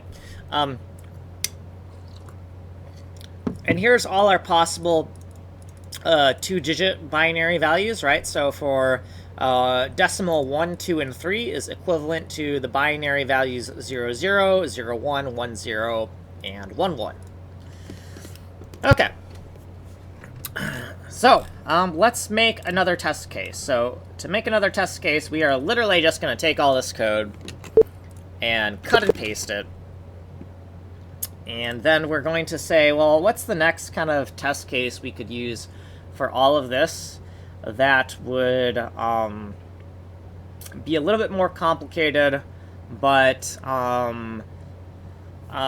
we don't want these columns here, these 3 columns. We don't want these columns to be different yet because we want a test. We want to make sure that the basic logic works first, and then after the basic logic seems to be passing, then we'll make these columns have different values in them. We'll make the columns not identical to each other. The reason for that is there's the possibility that there is an error, a transposition error in our test running code where we are not looking at the columns we think we're looking at, right? But we want to at least have a sanity check that when we're looking at a single column in isolation, that the computations are correct. And the way we can do that is if we make all the values here, if we make the sequence of values here the same as the sequence of values here, and the same as the sequence of values here, the only failure we're going to get is from testing this sequence of values incorrectly. But if we have any problems because maybe we're looking at this column when we think we're looking at this column, that type of error is not going to show up yet. But we want to write our tests in a way where we can kind of do simple tests and make the tests more and more complicated as it goes, right? Like check the simple parts first, and then check more thoroughly and more thoroughly and more thoroughly, if that makes sense. So right here, we're going to, I think the simplest thing we could do is 0, 0, 1, 1, right? And then everything could be 0, 0, 1, 1, 0, 0, 1, 1, 0, 0, 1, 1, etc., right? So that could be the binary pattern that we're going to look at. let's take this and we'll paste it so that it's identical. These columns are all going to be identical, right? So, bam, paste that in here. This is our third test. And this is tile exponent 0. So this is our least significant... This is our least significant bit, right? Tile exponent 7, this is in the most significant bit position. So so we're going to start with 1 1s and we're going to end with 0 0s. So what I mean by that, we're going to start with the most significant bit, which is 1 1. It's binary 1 1 because it's down here.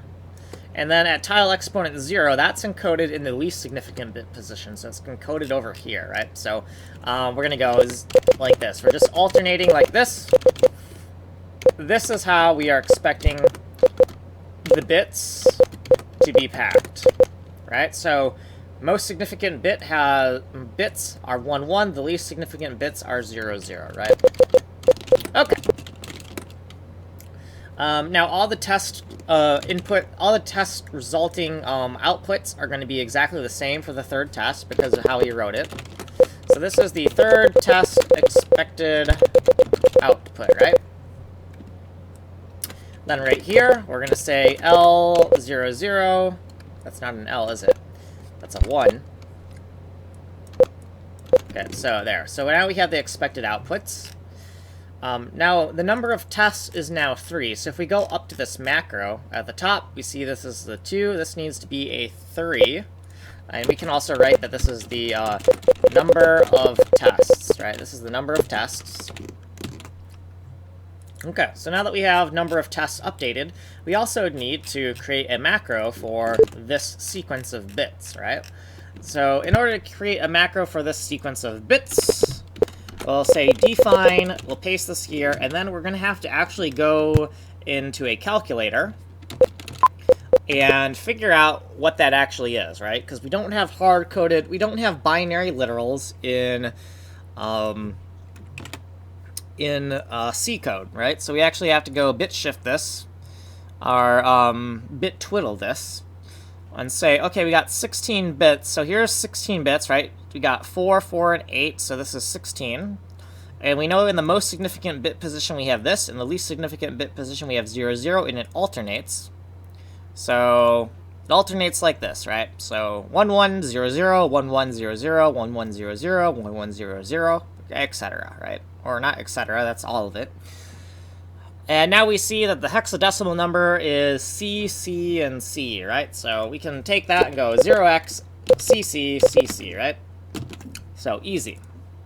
Now, if the decimal number was somehow clearer, then we would use decimal, but the hex has a more redundant pattern in it, right? So it's less likely we're going to make a mistake transcribing that, so that's why we're going to use that. And we also need to undefine this, right? So we've defined that binary constant. We also need to undefine it at the bottom of the code. So right here, where we're undefining things, we need to undef this new binary constant. And now we have 8 defines. Okay, cool. So let's give that a spin. And also, we got to remove this, right? We got to remove this because otherwise it's not going to run, right? So let's remove that. And we need to test to make sure that the clusters are accessed in the correct order. So let's, we don't want this to crash right now, so let's just make that a to-do note, and let's make it kind of like a very obnoxious red to-do, so that we can kind of see, like, hey, do not forget about me, right? Do not forget about me, I am here, kind of a, right? So orange and red. What is it? Like, orange is more clear, but red is... Orange stands out visually more than red, but red is more hardwired into our psychology to be noticed. If I remember about the psychology of why a stop sign is red rather than orange or yellow, that is the reason. Okay, so we have that commented out now. So let's give it a shot and just kind of see, hey, is it going to work? Did we make a mistake? Just see what's going on here, right? So,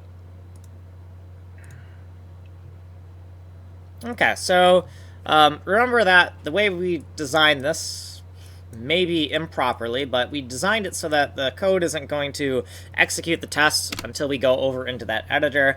Then the tests are going to execute, and I guess that passed as well because we did not get anything crashing. Now, we might want to make absolutely sure that we're not having some type of false positive, right? So we're gonna go over to here, right? And we're just gonna make this 0, 0, right? We're just gonna make this an invalid value. Actually, we'll make it like this, so it doesn't match anything else.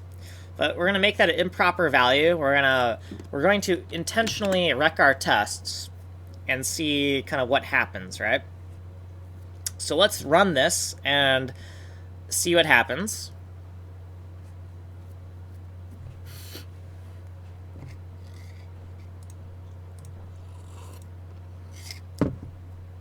Okay, and so now let's go over to the first editor. The tests are going to run, and we have a failure. Okay, and what does it actually say? It says this message right here means that our test code is probably wrong, which is actually true because these inputs do not match the computed output. So here, the expected output is this. But when we compute the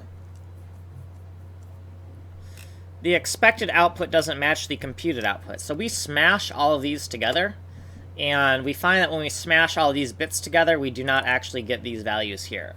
So let me find that and just like make this note a little bit better.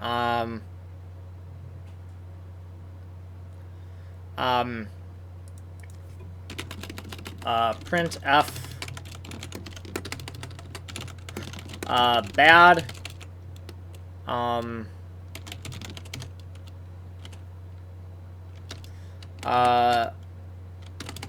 test code probably wrong. Right, so the error here is that the test code is probably wrong, right? So we're saying the test code is probably wrong. It's probably not the code that is being tested. It's probably the test code itself that is wrong. That's what we're saying here. Okay, and that is actually true. We actually have made the test code wrong. As we look in here, all right, when we take all these bits and we pack them together, binary, we're not going to get this. So what we're going to do now is we're going to actually break this third test here. So, or this third subtest, you could call it, right? So we're going to take this, and we're going to make this 0, 1 as well, right? And we're going to use that to break the test, but in a different way, just to get a little bit more confirmation that things kind of like are what we expect them to be. So let's just define this, and then figure out, well, in a calculator, what that is. So calculator, and we will go put this over on this side of the screen. We'll go to our bit twiddling, and we know we started out with this pattern, right? But then we're modifying it so that at the very end we got a 0, 1 rather than a 0, 0, right? So 1, 1, 0, 0. Okay, so that all looks good, and we're going to just change it like that, right? So we're just changing this. So instead of CCC, we have CC, we have 3 C's and then a D, right? So 3 C's and a D. That makes sense because we're only changing it by 1, therefore it's going to increment by 1. That actually makes sense. So we're going to go 0x, CCC, C, and then a D, right? And then we're going to have to make sure to undefine this at the bottom of the code as well. So right here, we're going to undef it. So undef this binary value. Okay. And we use it as the third value right here. So this value that we just undefined is the third value right here, which is declared here. And we wrecked the test code, right, where all these columns are correct, except this column has been edited by 1 bit right here. And so we have this. These 2 subtests will pass, and this one should fail. That's what we're expecting. So let's give that a run and kind of see what happens, see what the output is, right?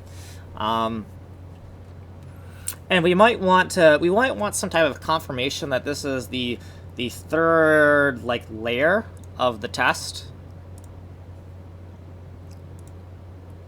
So let's kind of see how it fails and see what kind of information is printed out, and then we might want to refine this a bit. So we see that the test index is 2, and we got the got bits and whatever, so the things don't match. But I'd really like to kind of fix this up a bit and give a little bit more information, right? So if we look for where it says compare your bits full, let's see what kind of loop that's in. So here we are. We got the test index, but we're probably in another loop somewhere, right? Yeah, we got the layer, the test exponent, and etc., right? So this layer here, yeah, we have the expected bits for the current layer. We want to make sure we know what layer we're on. We actually see the layer here. So we might want to make... we might want to do printf...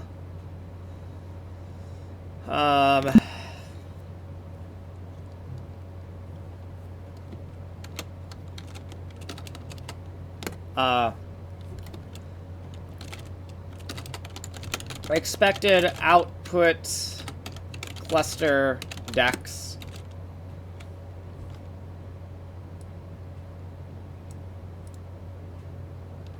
%d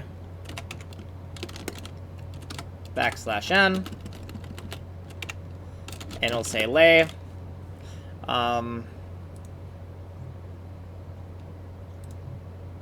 What did I screw up here? Oh yeah.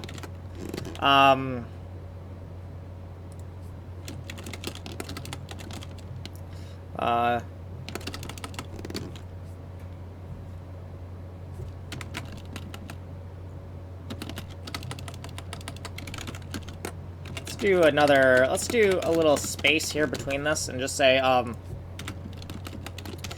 clarify what lay is in terms of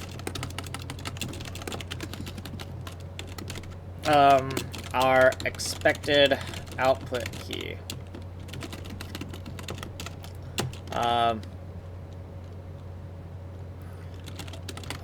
What are these three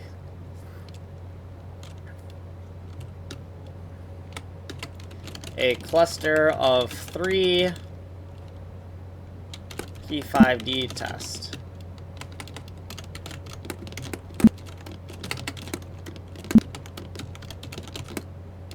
I'm gonna make a little hashtag here.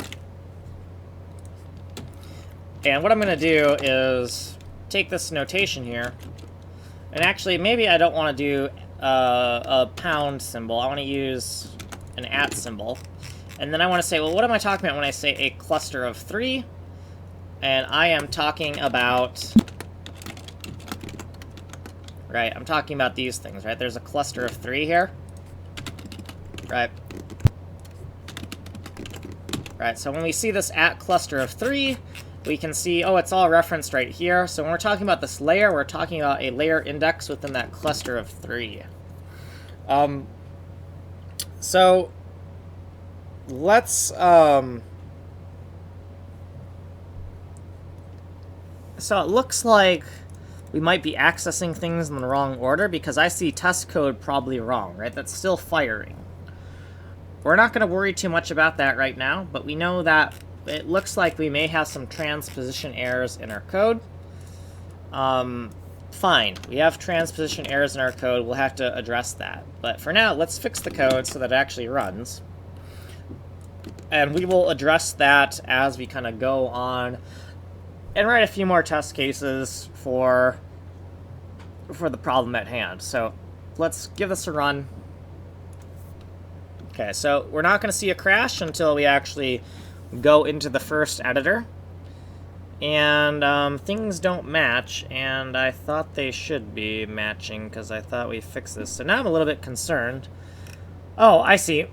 So this should be a 1-1. My mistake. Okay, give it another run. Now we expect all the tests to pass again. Okay. Alright, so now let's go over to the first editor.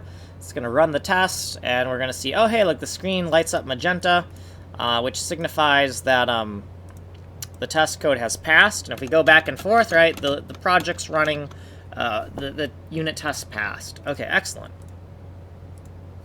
So what's the next thing we can do? Well, the next thing we could do is we could write, I would like one more dead simple test that uses, right, we have 0, 0, we got this 0, 1, we got this interlaced, but we really should do something with something that's like all zeros or all ones. And the reason for that is because before we,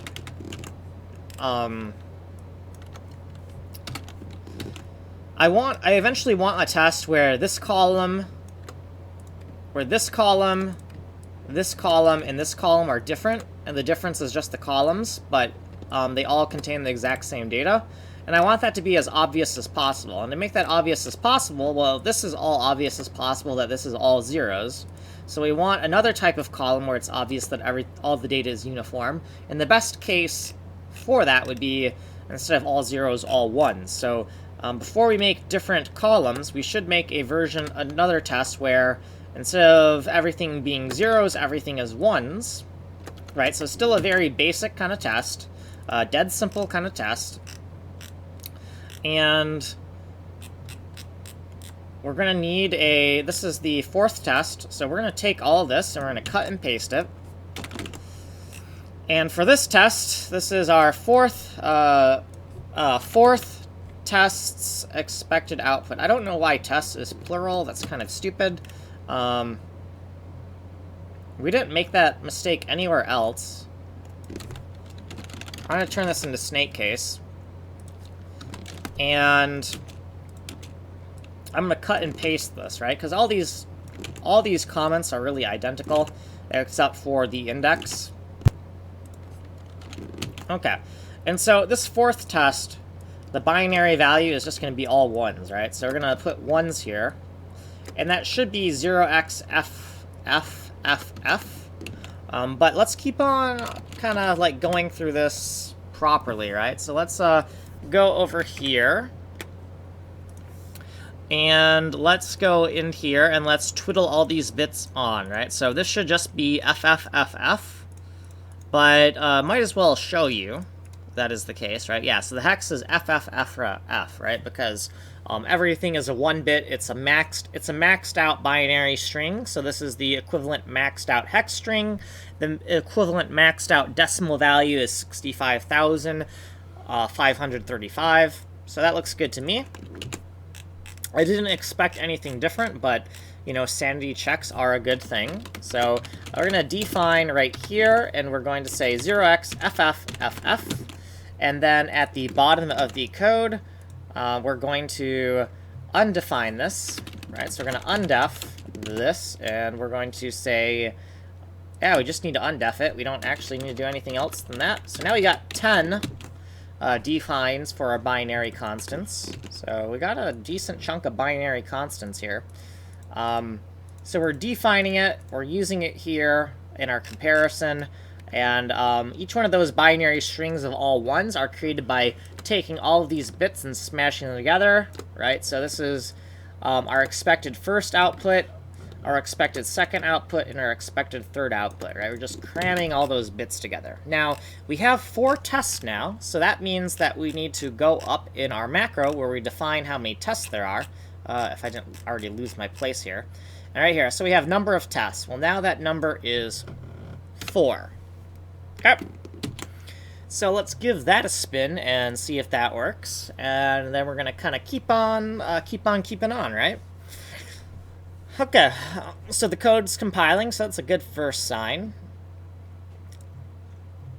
Okay, so this is running. Let's go over to the first editor to lazily invoke these extra tests we've written.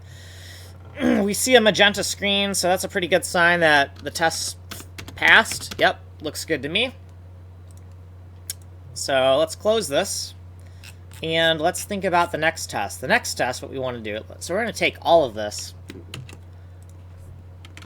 and what we're going to do is we're going to put the different value in the center, right? So if we put the different column, the column that is different in the center, what will happen is even if there's a transposition, it'll still work because flipping it won't find a problem, right? So we're going to make this 5 and say, we're going to say that test 5 is a precursor to detecting transposition of columns error. Because the center column is different, no transposition error will happen. Sorry, not will happen. Will be detected because if we iterate through the columns in the wrong order, the index of the center column is not changed, regardless of which way we step through the column indexes. The center column index is always equal to 1, right? So,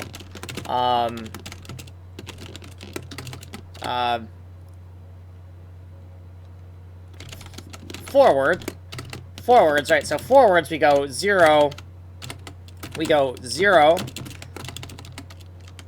and then we go 1, and then we go 2, right? If you go backwards through the data, we get 2, and then we get 1, and then we get 0, right? So, so this is the center, right? So the center right here is never changing, right? So this is a precursor to testing for transposition errors, right? We want to hone in on everything else and make sure that everything else is looking correct before we kind of mess up the center column and kind of detect a transposition error. And I do think we have some type of transposition mistake, but we want to do a test where we want to test everything.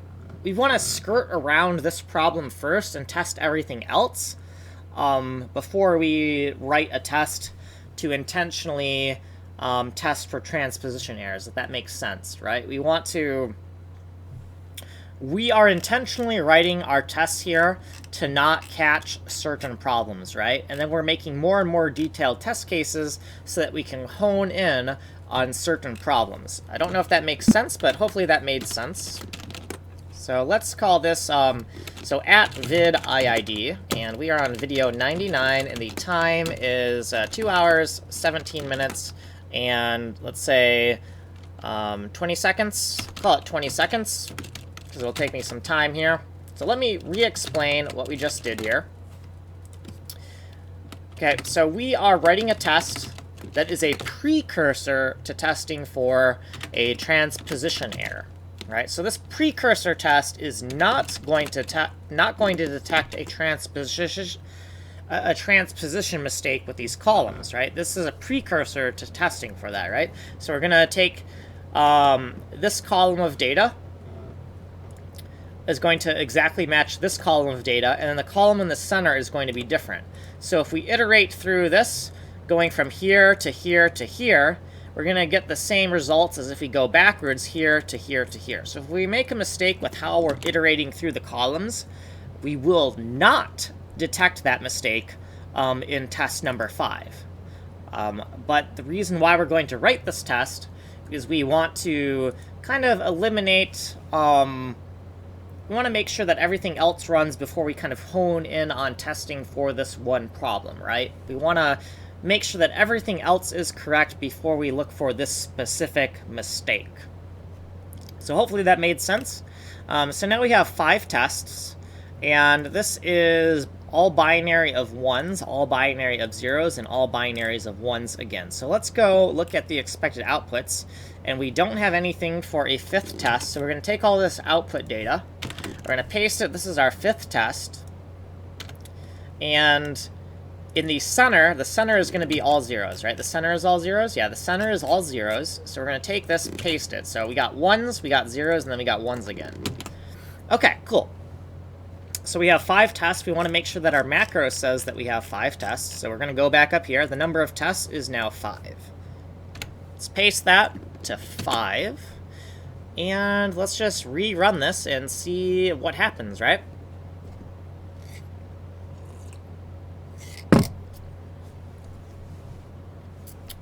Okay.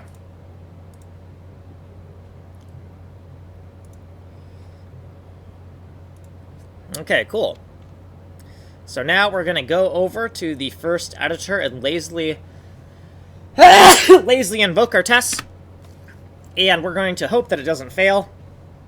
And I was not expecting that to fail. So my thought is, so I did not expect that test to fail. And our gotten bits are all 0s. Our expected bits are this, like, right, are all these 1s. But we got all 0s, as if we were going through that center column first. That's kind of weird. So I did not expect that test to fail. I expected that to be a precursor. So we have to think about the different ways in which, like right now, all these columns are the same. So why the heck did, this one fail?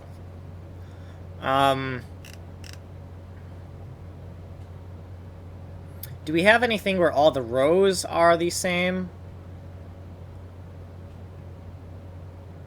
So this is where, so this has all the columns being the same. But what about, like, all the rows being the same? If all the rows are the same, then all the columns are automatically the same as well. So that doesn't really help us, I don't think.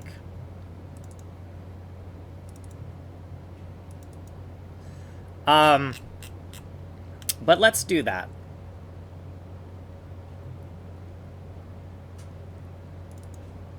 Well, actually, no. This is where all the rows here are the same, right?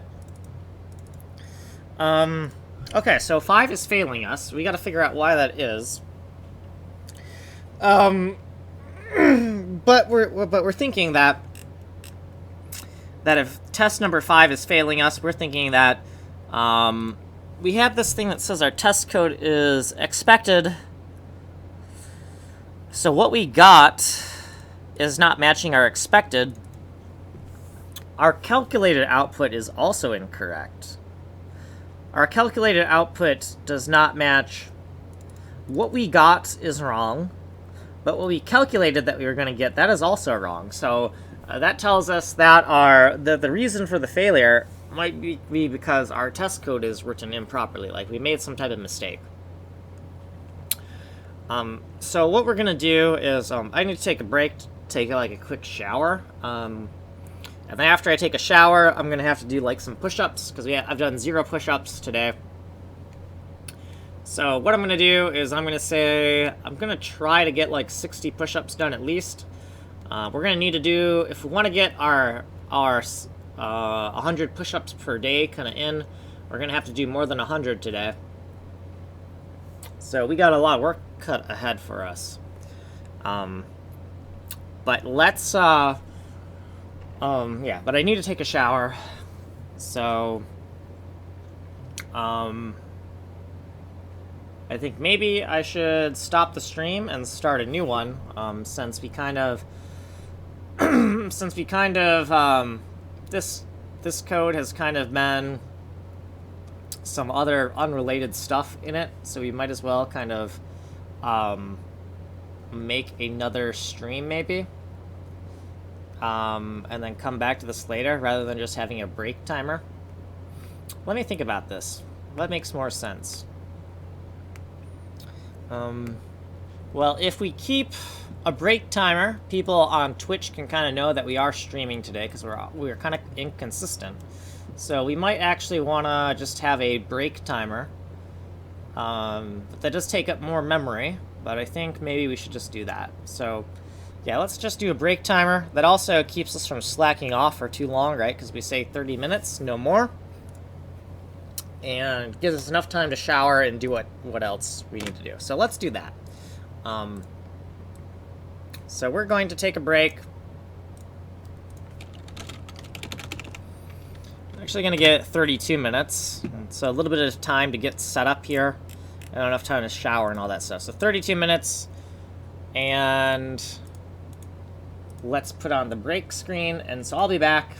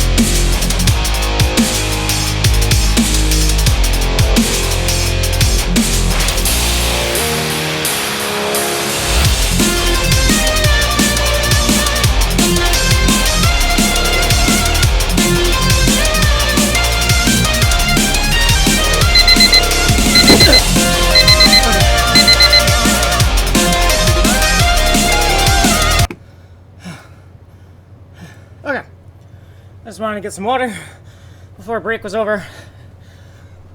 Did 40 push-ups, so let's go to push-ups for a second. So for today is Wednesday. We have done 40 push-ups. We need to make up for yesterday, but you know, one thing at a time. Our shower took a little bit too long, but we had a little bit of extra time, so we did some push-ups and squats and crunches and all that stuff, but not everything we needed to do.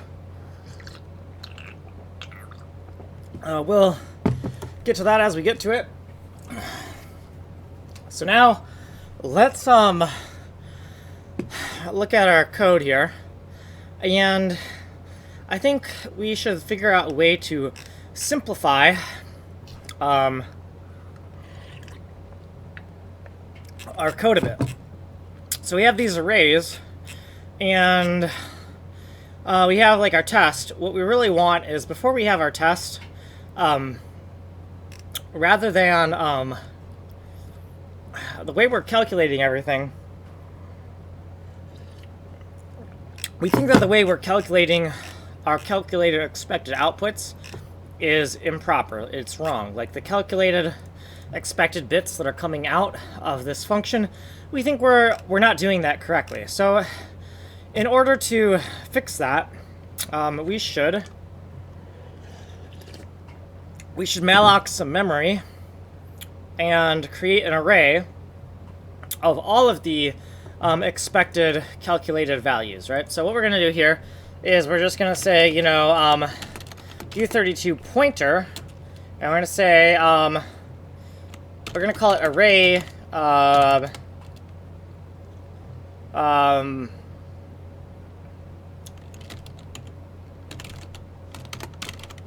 going to say array of this many of cov bits. They're in clusters of 3, and it equals a void pointer to uint32. So we'll take a uint32 pointer, cast of 0, right? So since I don't use the keywords null or nil in my code, I can be even more specific with my nulls, right? Because there's actually different types of null. Null is usually a void pointer of 0, but this is also a valid null value, right? A U32 pointer of 0, right? So then with this, what we can do is we can have another step in our code where we're going to calculate all of these expected values up front, right? So at vid IID, we're at video 99, and the time is 2 hours and 59 minutes, and we'll just call it 30 seconds. Calculate all expected clusters of 16 bits ahead of time from the test data array, right? So we're going to use the test data array, and we can actually still keep the calculations for this, but we can kind of cross-check against this to get a little bit more information about what we may be doing wrong when we see that the calculated values do not line up with the test data, right? Okay, so we have this. Let's go malloc the correct amount of memory for it. So if we look at, so we have number of tests. There are 3 of them, right? And for each test output, we have like 3 clusters of things, right? So now this output width, 3 output columns, right? So this out width, let's look where that is for a second, because it should be used somewhere in our data. Yeah, so we see the out width, there's 3 clusters multiplied by the number of tests. So what we're going to do is, this is the test data here, right? This is all our test data. Right here, we're going to say this is going to equal a calloc, and there's going to be 1 element, and then we're going to take the table out width times the number of tests, right? So it's going to be is going to be the exact same calculation as here, right? And we're going to use this to calculate some expected output values, right? So right here we're going to say calculated expected outputs, right? So these calculated expected outputs are going to be derived from the test data, right? So they're not going to be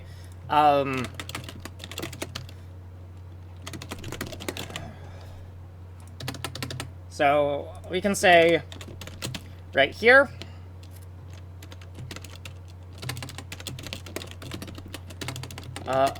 so at vid IID, video 99, the time is 3 hours, 2 minutes, and 2 seconds. And these are expected output values for every single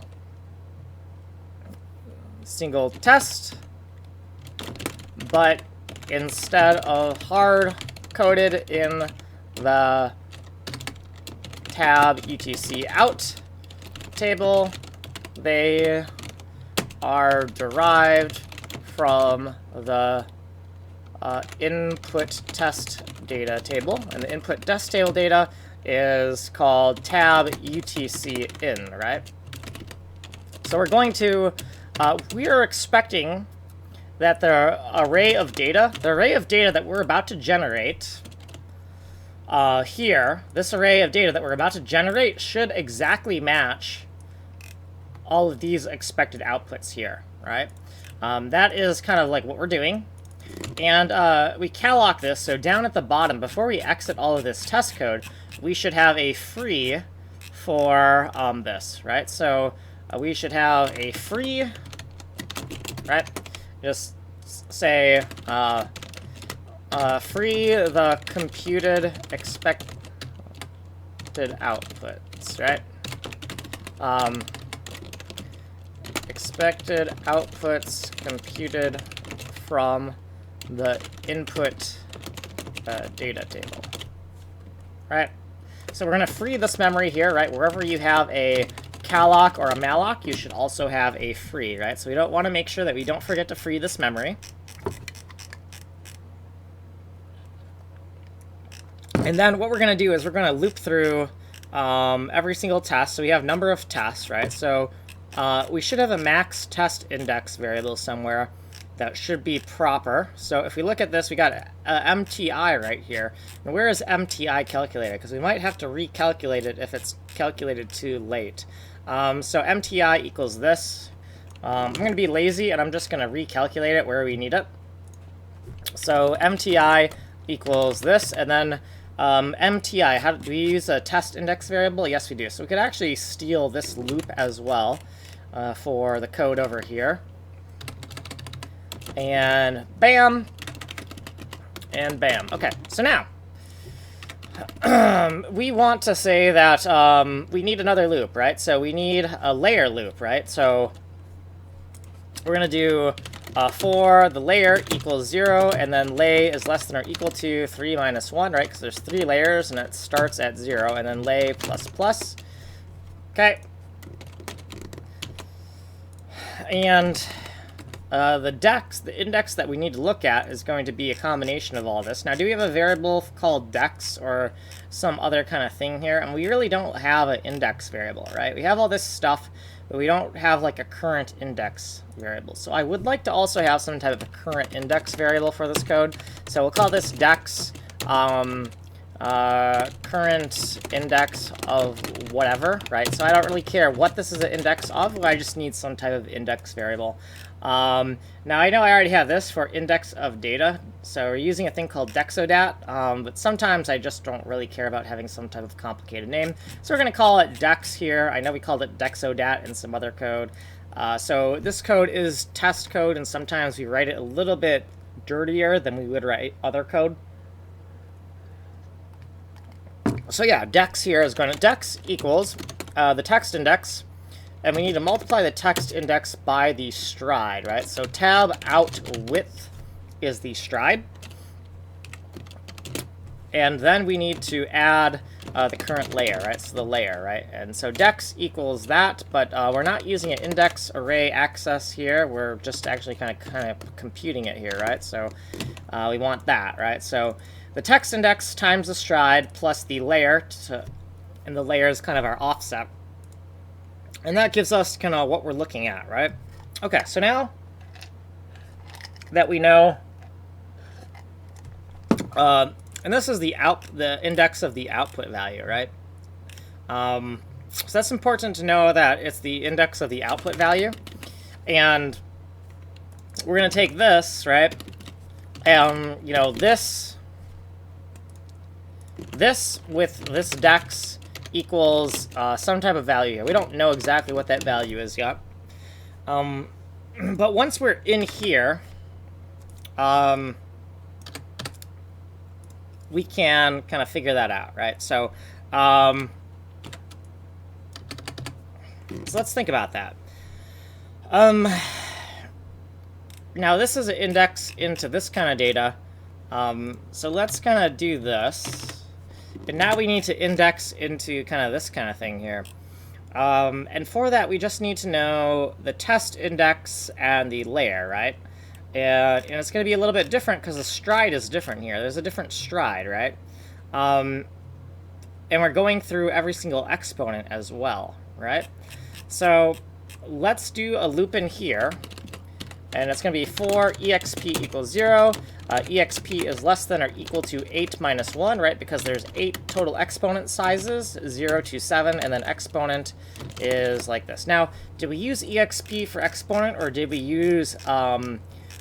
use TE for tile exponent? Looks like we used TE for tile exponent, which is actually kind of what we should have done with layer. Layer should actually be like a TL for tile layer or something.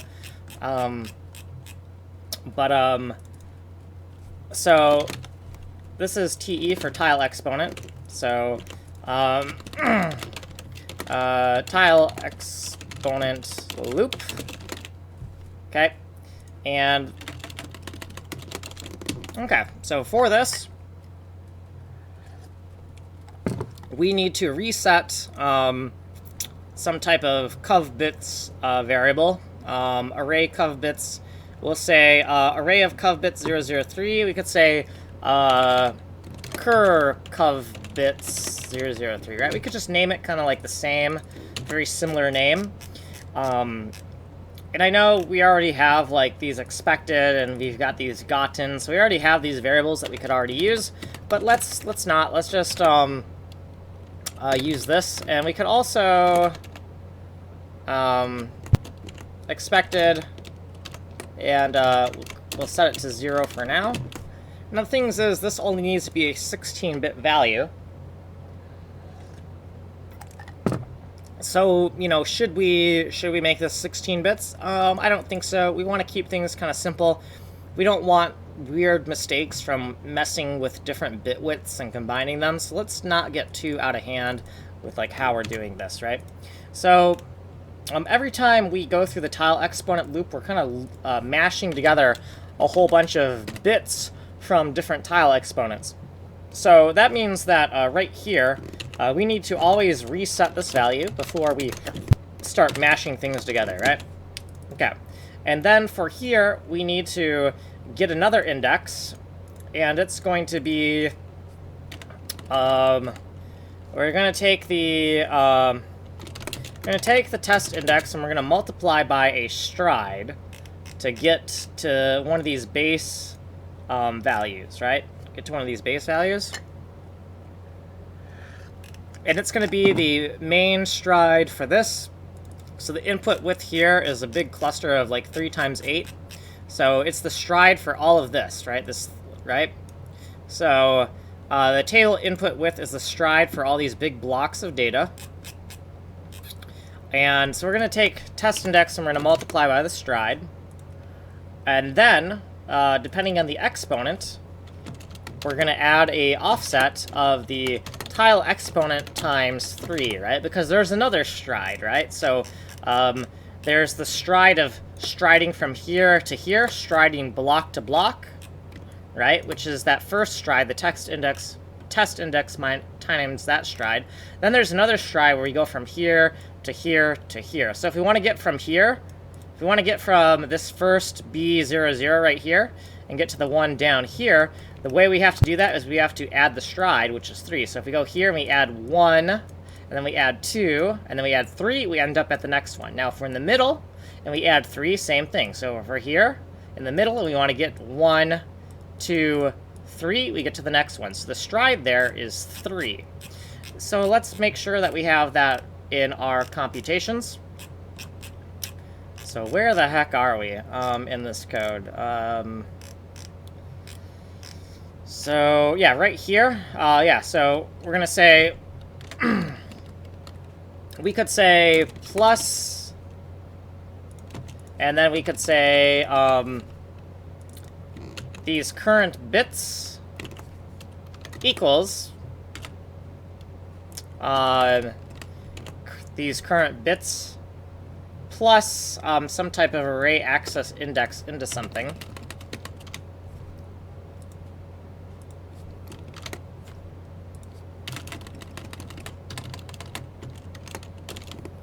And are we adding? We're not really adding, are we? We are bit shifting, correct? So this is the index into this data set here. So let's take this here. So that's the we're indexing into. And we're going to say, hey, we're going to index into this data set. And here's the calculation for how we're going to index into that. And once we have indexed into that, we need to shift it over into place. And it's a 2-bit value. It's a 2-bit value, so we want to shift it over into place by the tile exponent multiplied by 2. That's going to shift it into place. So a tile exponent that, right? These are at the lower exponents, so they get this gets shifted less to the left than this gets shifted, right? Because it's going to be stored in the lower exponent values are going to be stored in the least significant bits, and the higher exponents get stored all the way to the left in the most significant bits, right? So we're going to shift it over, and once we have shifted all of that crazy stuff over, right, after we've done all this stuff, then we're just going to bitwise OR it, right? So smash together with OR.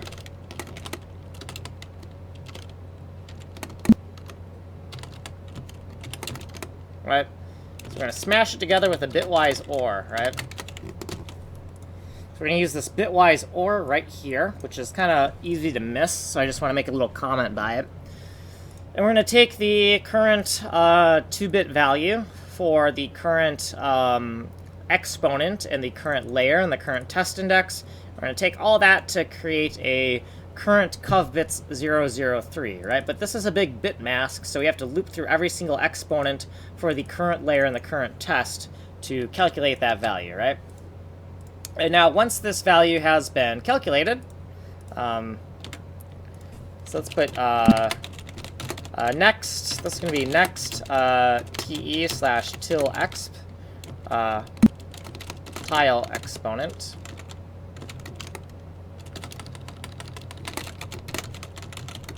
Right? So that's what we're looping through here. We're looping through the tile size exponent. And once we've calculated this, we're going to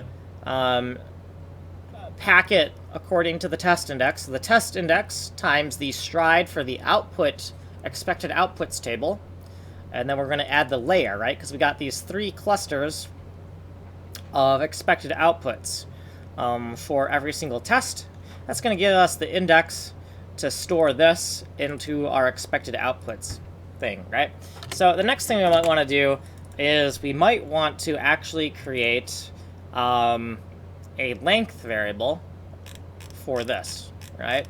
So if we look at this, or we could say U32 mi cov bits 003, and we could take we could figure out, well, what is the maximum value, the maximum index for this. So it's in the output table times the number of tests, right? So we can take that and calculate max index. We're going to take this times the number of tests, and then we're going to minus 1, because this is a maximum index. It's a maximum index, not a length variable, right? So we can take that length variable, and we could add a little assert here, right? So this index right here, we want to assert that dex is greater than or equal to 0, and dex is less than or equal to this max index, right? And that way we can make sure that we're not going to segfault when we access this, just in case maybe our malloc was not done properly, and we want a little bit of extra certainty that we're accessing that correctly, right? Okay, so these are our calculated expected output values. So now what we're going to do with these calculated expected output values is we want to cross-check our expected output values against this table right here, right? So this is our output table, and the output tables of hard-coded values, they should all directly match everything in here. So we want to do another loop that asserts that everything we've kind of hard-coded into here is correct, right? So we're going to say cross-check expected outputs, right? So before we even run the function, we already have some logic to like cross-check all the values we're using. And yeah, so let's take this. And how are we going to cross-check these? Well, it shouldn't be too hard, because we're going to loop through this thing, right? And we're going to say that the max index or MTI equals num tests minus 1, right? We can kind of keep that there. I know we're kind of recalculating this value over and over and over again. Let's not worry about that too much. And this is the stride here, right? So we need to do for, and let's just copy this, right? We have a test index variable here. Let's just take it. Let's just steal that, paste that here, and then we know that we want an index into this data here. So let's just say that, you know, dex is going to equal the test index, and then we're going to multiply by the stride. So we have the stride value here. So we're going to take the test index, and we're going to multiply by the stride, but that's just going to get the base value, right? That's going to get our base index. And we have a base index variable, actually, don't we? We have a thing where we said, like, right, we got the base index, the base address of the test, and then you have, so let's take this base index of the test and use that in our code down here. So we're going to say that the base index equals the test index times the stride, and then we're going to say that the current thing we want to look at, well, we want to loop through every single cluster. So we're going to say that the layer, right? They're the outputs for every single layer, right? We're checking the layers.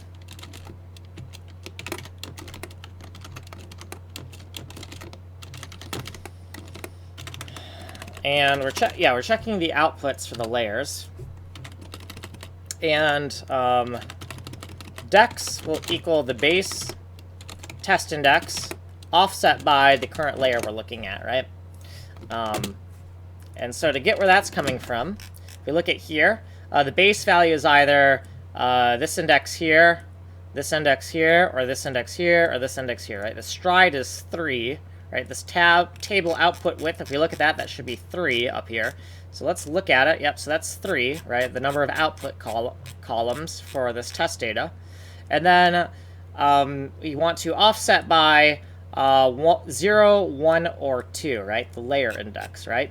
So we could assert that lay is greater than or equal to 0, and lay is less than or equal to 2, right? 0, 1, or 2 is the offset. For the test index, we could also assert that the test index is greater than or equal to 0, and the test index is less than or equal to the maximum test index, right? Or that's not quite right. No, that's correct for this. Never mind, I am wrong. Maximum test index. We could also have some redundancy here, right? So you could do num tests -1. So in case we ever make a mistake where we forget the -1, because that's something we could do, we have a little redundancy here. Because I'm kind of afraid that I'm going to accidentally delete this at some point in time. So now we have a little assert kind of redundancy here to prevent that from happening. We could line this up kind of like this, even though maybe that's not a good idea. I don't know. But now we've done it, so oh well. So yeah, let's line that up. And okay, so this index, the base test value, plus the current layer we're looking at, that gives us an index. And what we're expecting is we are expecting that index accessing into here. So if this value is not equal to our calculated cross-check values, so this array here. So both of these values should be exactly the same, right? Right, so if these values are not the same, then we've made a mistake in our test data. So I know we already have code written to check for mistakes in our test data, but now we have kind of a code section explicitly focusing on that, right? So it'll give us a little bit of more peace of mind. Like if we can get past here, we've eliminated the problem of our expected outputs being incorrect based on the way we're doing things. Okay, so right here we're gonna say, you know, error, and I don't know, malloc expected values are bad.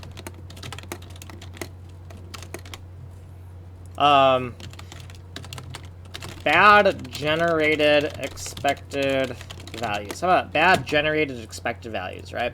So that is kind of what this is. We can make a timestamp of when this was. So video 99 and 3 hours, 23 minutes, and we'll say 42 seconds because we want to be cool. And yeah, so let's explain this one more time. All right, so we're going to cross-check the expected outputs. And what this is, if we look at these two tables, so we have our table unit test code outputs, and then we have array covbits 003. And these should have identical values in them. Now, table UTC out right here is this table of data, right? And we've hard-coded all of these values, right? And if we look at, say, this one of these rows of outputs, right? So this is expected output right here on line 8,419. The way we're generating this hard-coded binary is we're going up to our first test, and we're looking at the first layer, and we're just mashing all these bits together.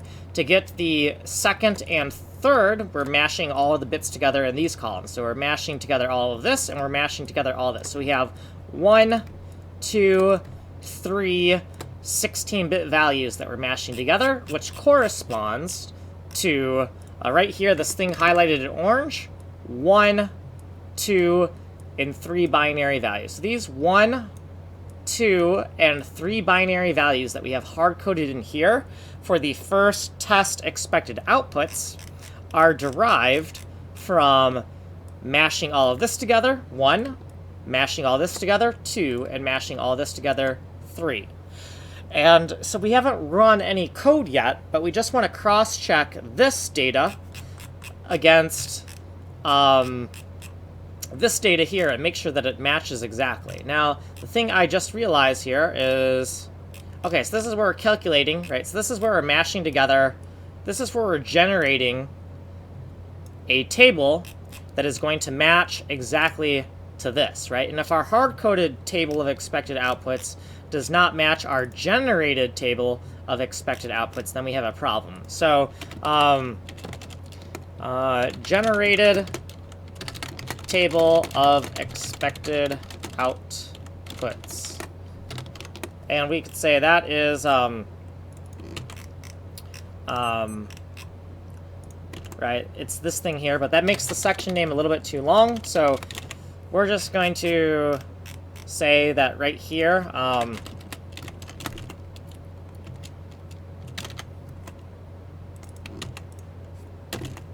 that's a little bit ugly.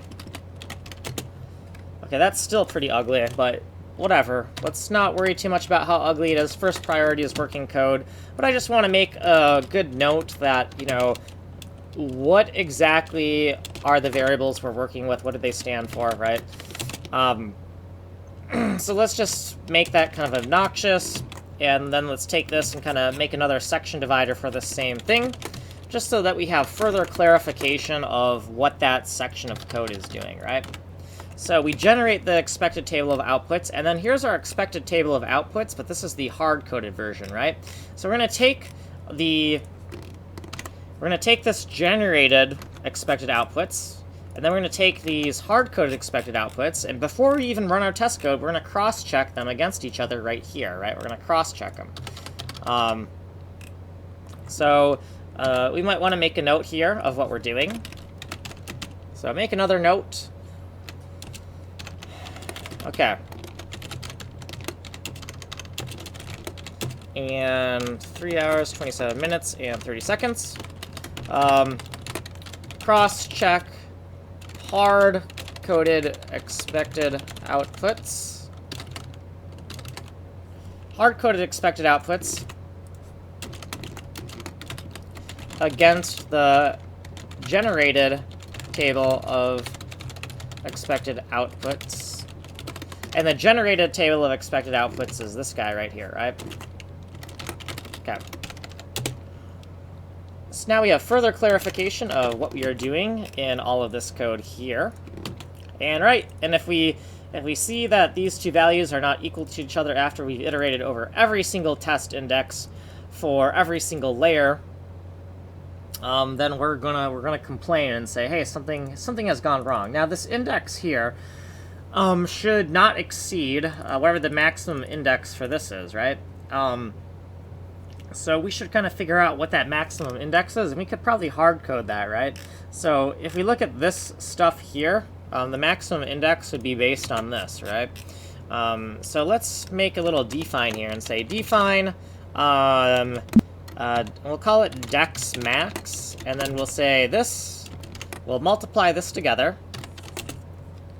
and then we'll minus 1. And so this is a little bit inefficient because this has to be computed every single time because it's inlined like this. But remember, we're not worrying too much about efficiency for our code here, right? And then we'll undef dex max over here, and then we can do an assert here, and we just want to assert that this dex is less than or equal to dex max, right? And so that's just a little bit of protection because we don't want a seg fault here, right? We don't want a seg fault just because my workflow makes it very difficult to figure out what's going wrong when we seg fault. So I try to make my code a little bit paranoid in those terms to make sure that I don't do any out-of-bounds array access. So this looks good here. And let's give it another spin, see if we can get the code running, and see if we can get past the cross-check expected outputs, or if we're kind of stuck in here. And also, I feel like making a log here, so I'm going to say log, and I'm going to say I'm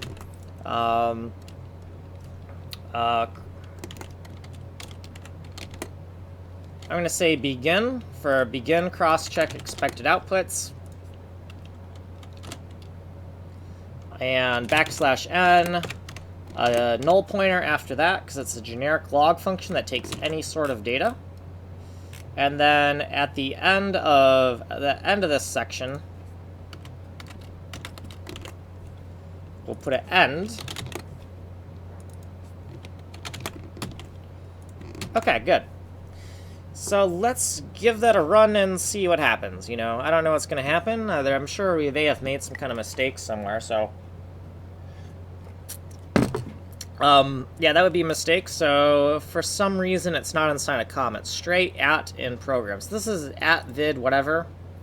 and it's vid990302, so it's not this one, it's something else somewhere else. So let's take this timestamp really quick. Or actually, let's just go to 8374. So 8374 is a little bit further up. 837 So right here, we forgot to... Okay, so here's what we did wrong. We need 3 stars. There we go. And now we have a correct multi-line comment. Okay, cool. So let's run this. Okay, so error statement with no effect. 4, t equals 0. That sure looks wrong to me. I'm going to guess it's a mistake somewhere else in my code, but let's look at 8396. 8396. 4, t equals 0, te... Oh, yeah. No wonder. We forgot to increment. Okay.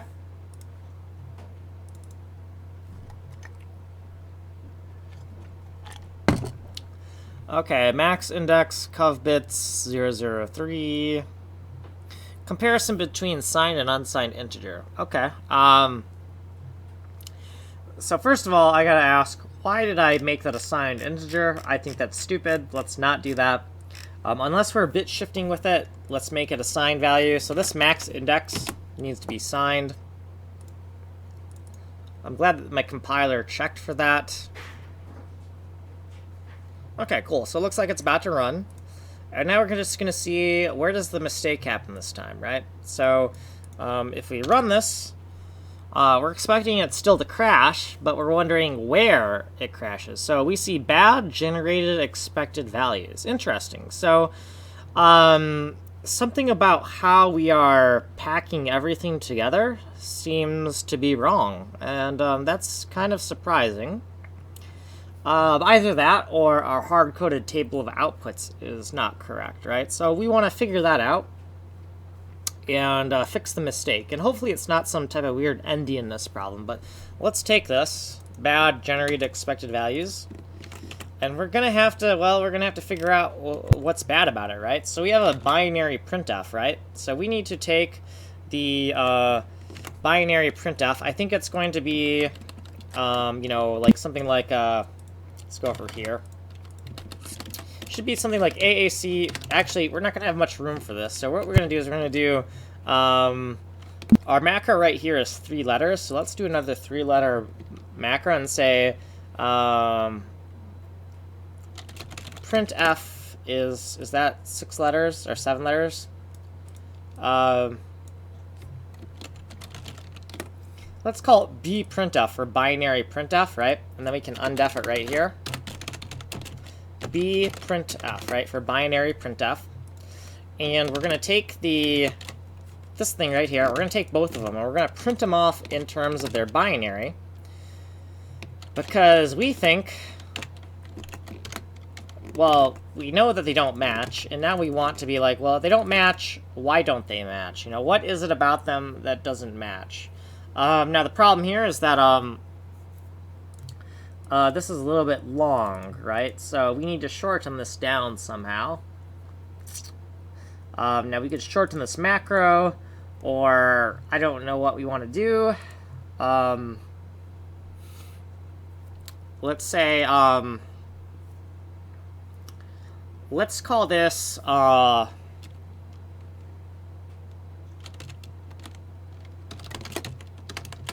hard-coded.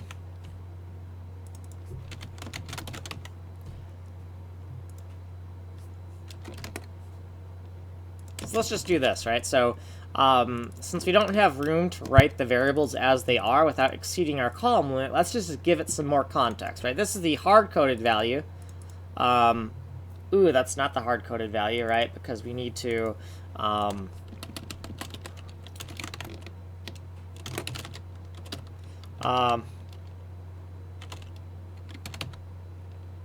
let's just say, this should be a uint32.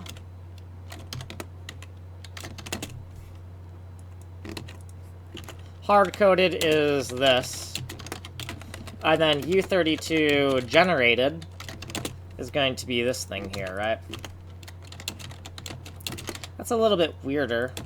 There's a little bit more indirection here, but We just don't have room, right? So hard-coded is HC for hard-coded, and this is gen for the generated value.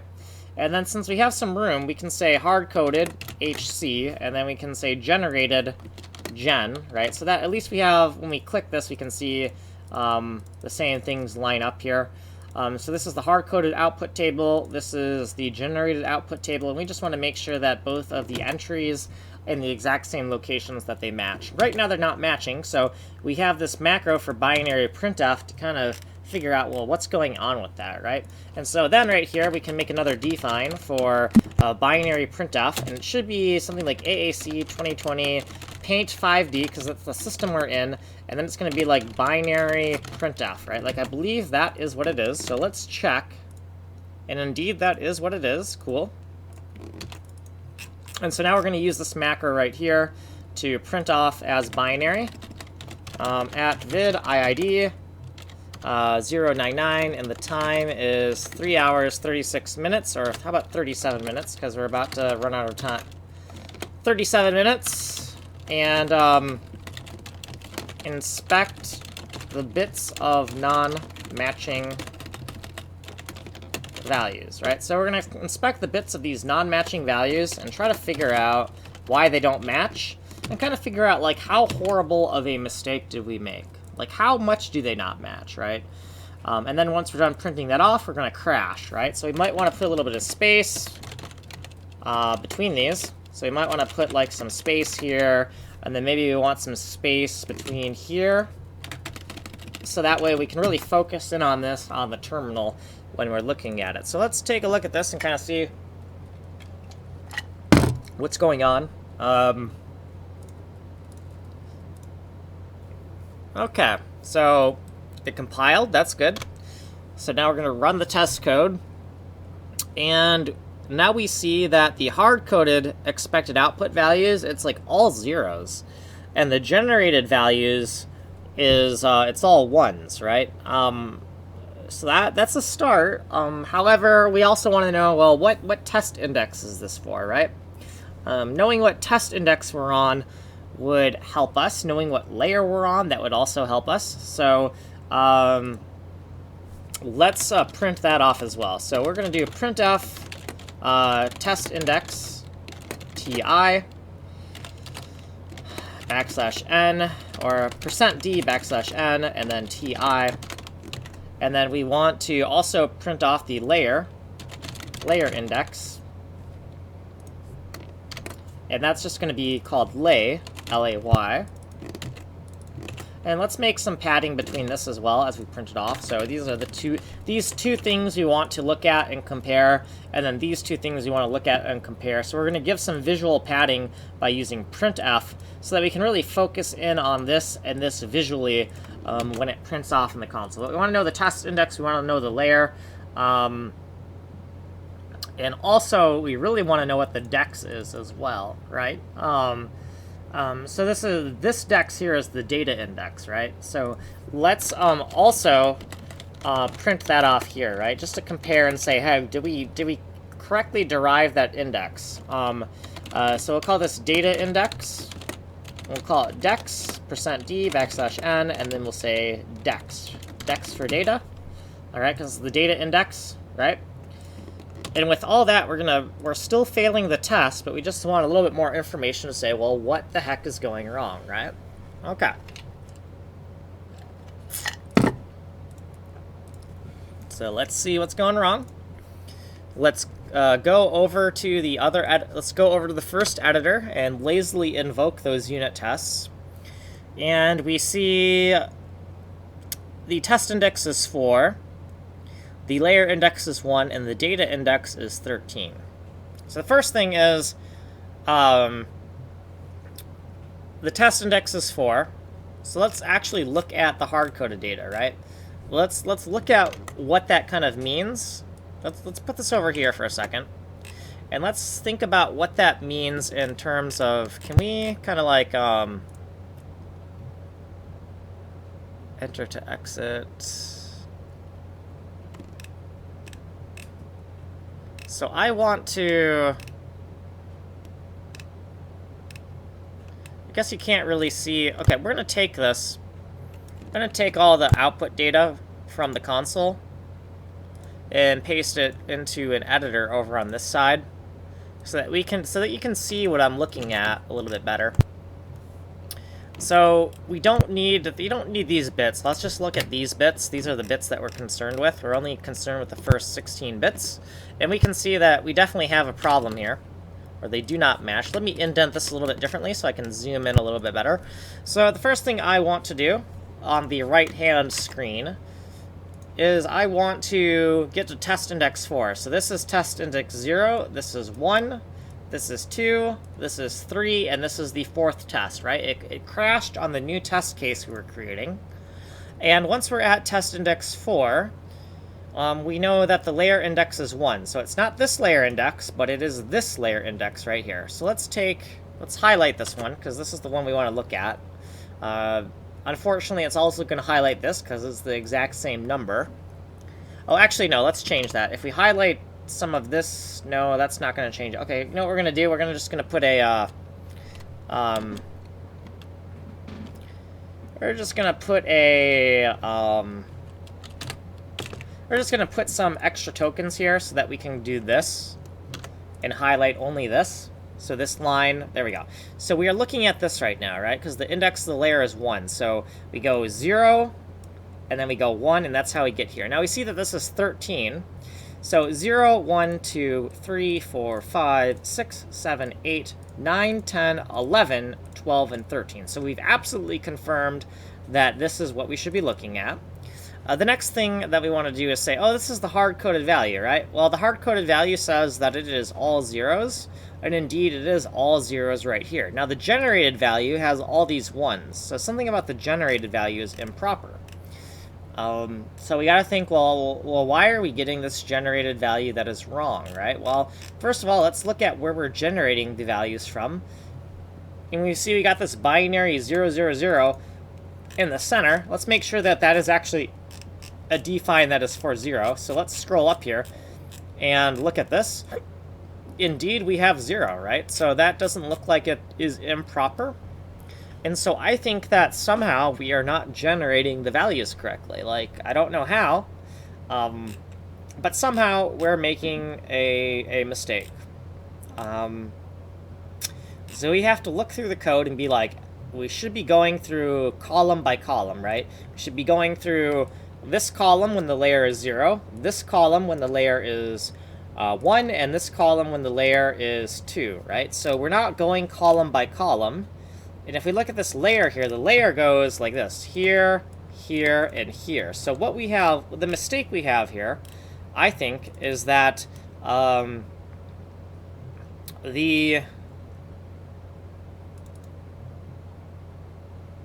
this makes sense, layer by layer. So we're at a certain test, we're at a certain layer, right? And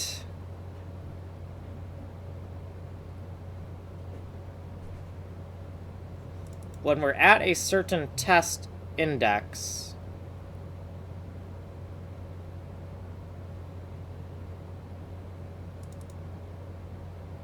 we gotta go through every single tile exponent. So the test index, this times the stride, the test index, and this table of input widths right here, it should be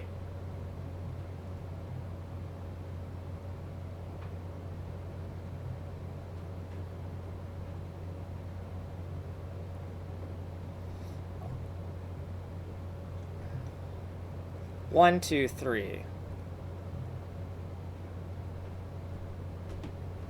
1, 2, 3. These are the layers. Want to go layer. Once we get to a certain layer, we want to look at... Okay, huh.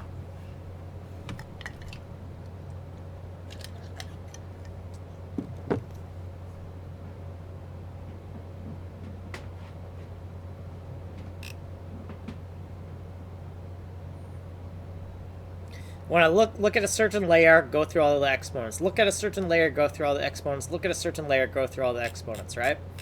And look at a certain layer, go through all of the exponents. Look at another layer, go through all the exponents, but we're still on a certain test index when we do that, right?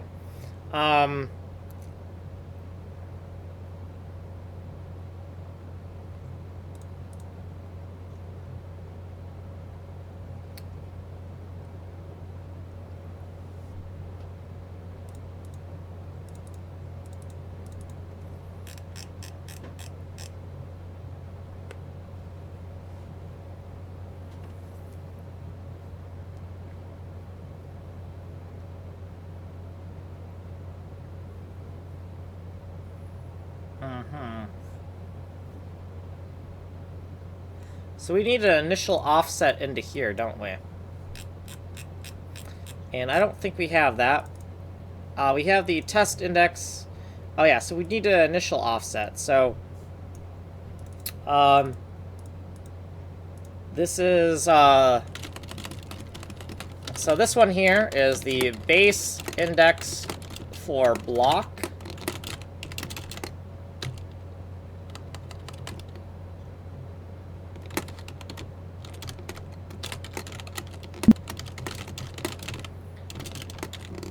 Okay.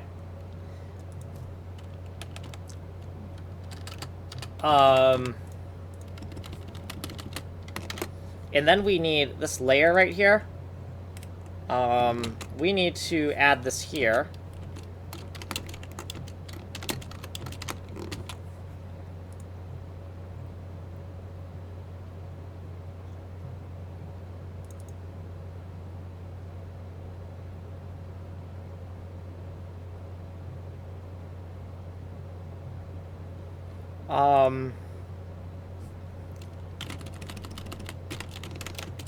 Initial, so this is initial offset for layer column in the data. So this initial offset is the layer times 1. And the reason why we have this is because are we starting here, are we starting here, or are we starting here? So the initial offset is going to get us to this address here, this address here, this address to here, and then we need to offset by the layer of 0, 1, or 2 to get us starting here, here, or here.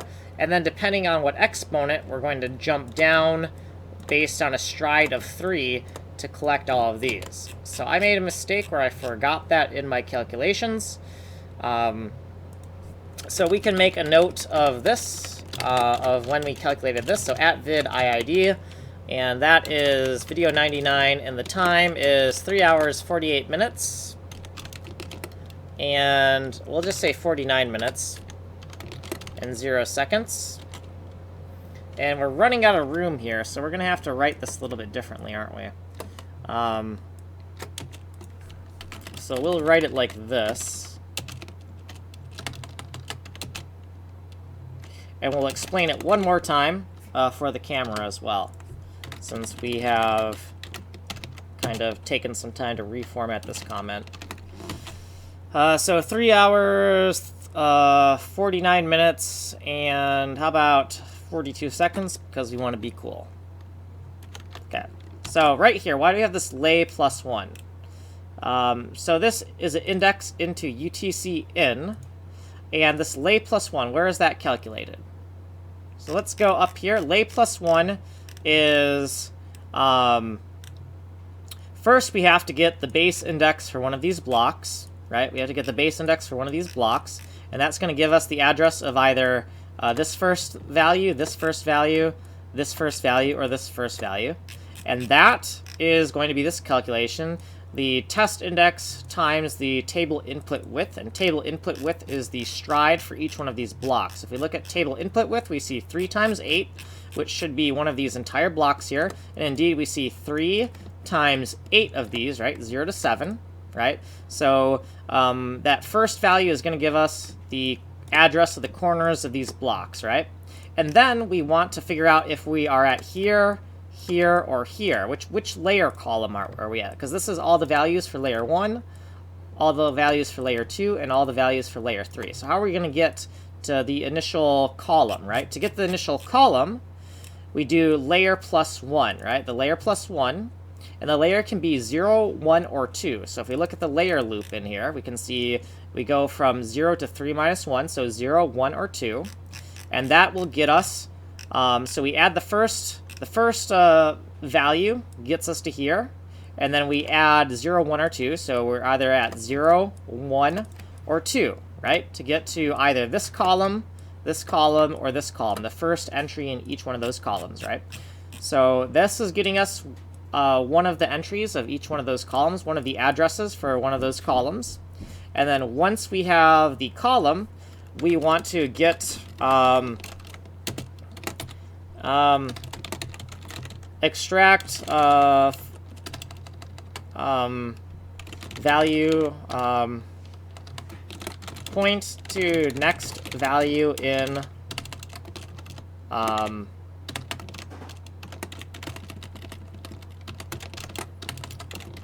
current column. Right, so this points to the next value in the current column, and it's the tile exponent multiplied by 3, and that's the stride, right? So if we want to figure out how that works, how this works, we've done all those other calculations. So let's say we're here, right? We're at this value here. Well, we want to multiply by if we add an offset times the stride of 3, let's say that we're at tile exponent 0. 0 times 3 is 0, so we don't add anything. If we're at this next tile exponent, that's 1, so 1 times 3 is 3. So we go from here, and we add 1, 2, 3, and we get to here, right? We get to the second thing here, right? If we add another 3, we get to here, another 3, we get to here, another 3, we get to here, and it always works no matter what column we're pointing at. We just add the stride for every single exponent. We multiply the stride by the exponent number, and we can get every single value out of these columns here, right? So that's how we are navigating through this data here, right? And so once we get the value, we're going to shift it into the bit position based on its tile exponent. We're going to multiply by 2 because each one of those values is 2 bits. And we're going to smash it all together into this final 16-bit bit mask using a bitwise OR. And we need to make sure that we always start with 0, right? So that when we're assembling this by looping through every single exponent in that column, that we start off with a fresh slate of 0 as we kind of merge all these bits together. So I believe that now that we've done that, that this will work, and we're still going to have a mistake somewhere, but it's not going to be, we're going to get past this, we're going to get past, not this, but we're going to get past here, cross-checking, right? This cross-checking, we're going to get out of here. We're going to get out of the cross-checking section and into some other new mistake of ours. So let's run this and see what's going on now.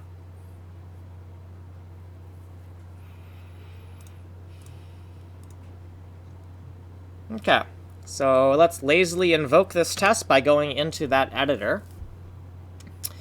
And what do we got here? Cov bits don't match year 2021. Okay, cool. So we have our expected bits, and then we have our calculated bits. Now notice that this calculated bits might not be correct, because these calculated bits were kind of like done on the fly, and they might not match our, yeah, these ones were generated on the fly, so they might not be correct either. So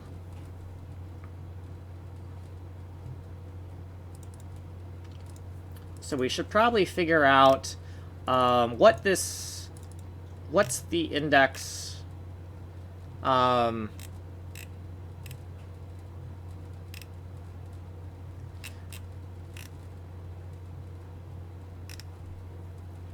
so what we're going to do here is, let's put a breakpoint here. We need to figure out what index for, so earlier we calculated that index, so let's go up here. So this index right here,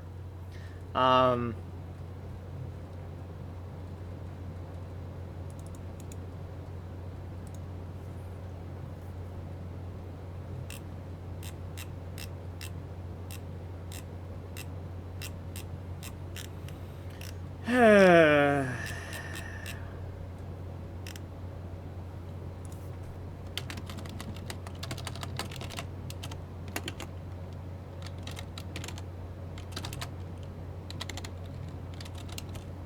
let's make another thing here.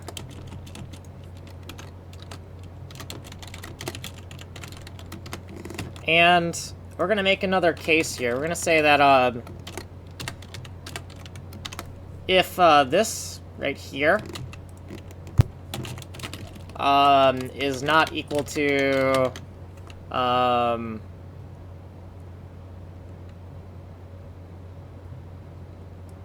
if this is not equal to this, then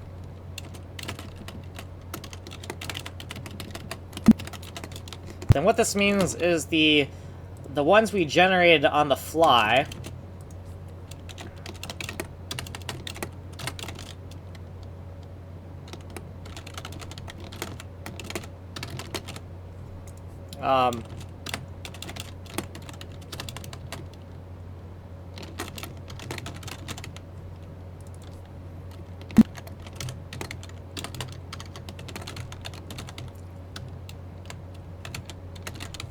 so here we generated all of the values that we're expecting, right? That's what we did today.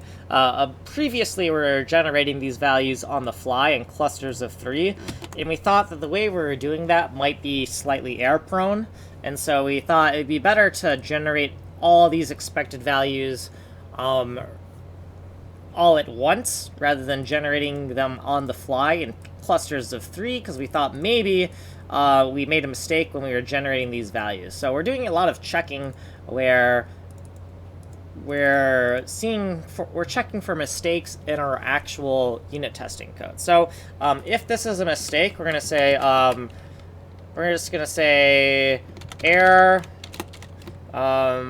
problems on the fly cal cov bits.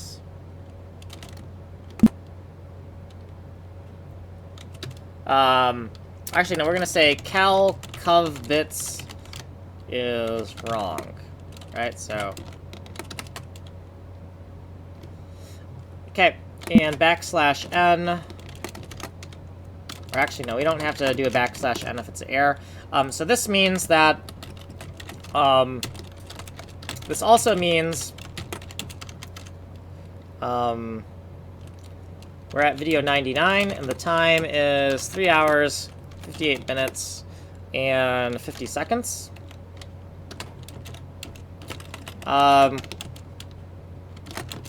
If you get this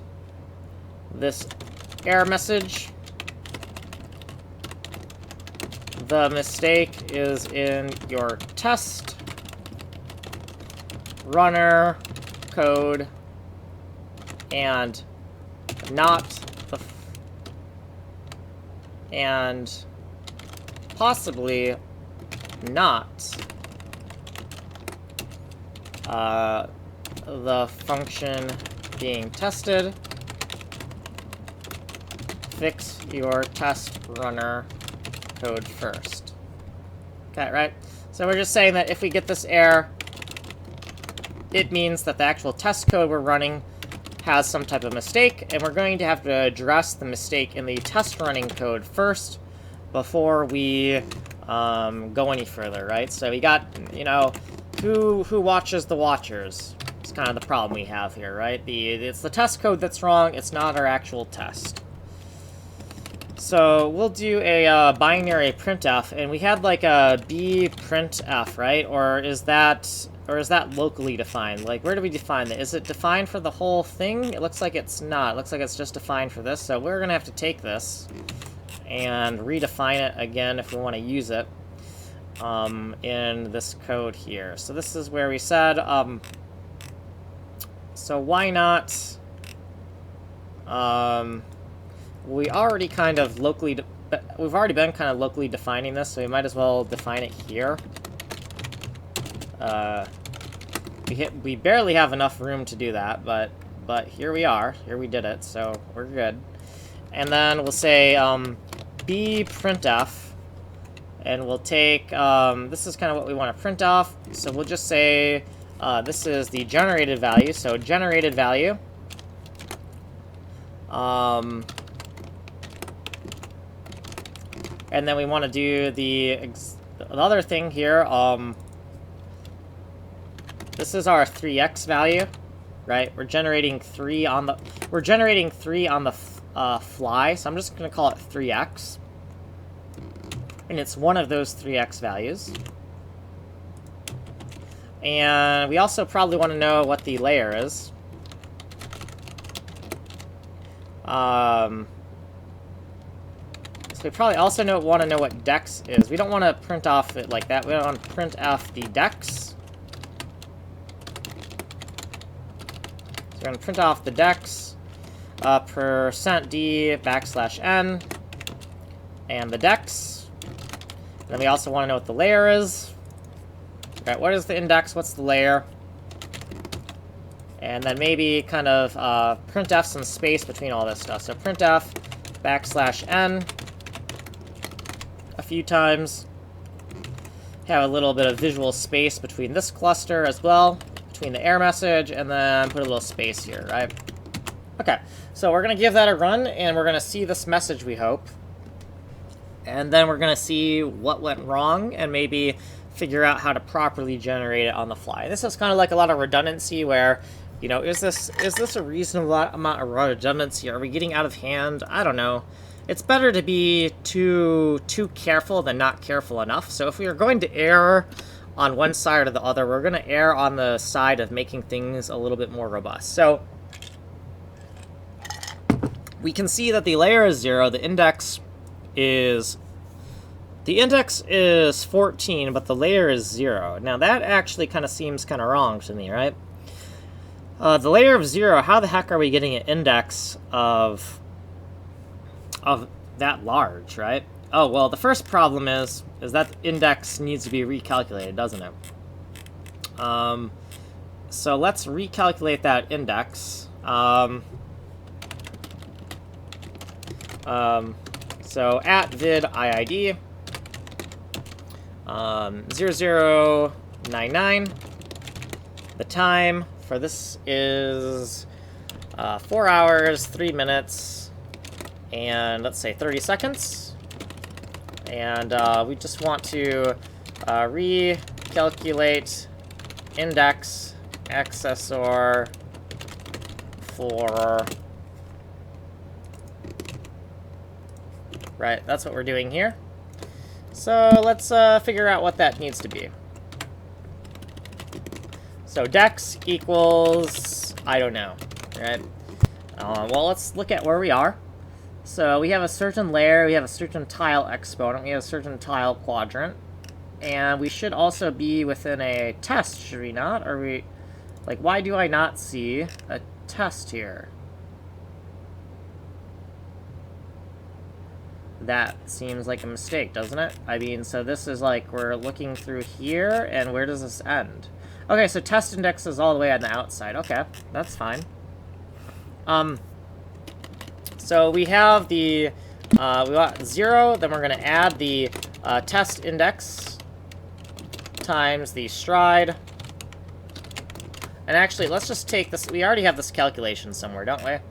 Like, if we look up here, we already kind of figured that out. We already did it improperly a few times.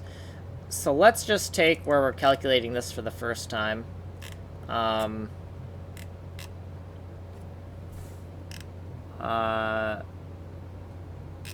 It's not the one I wanted to look at. Where the heck are you? I thought we... Oh, did we didn't... We tested that inlined or something, didn't we? We did something kind of crazy, didn't we?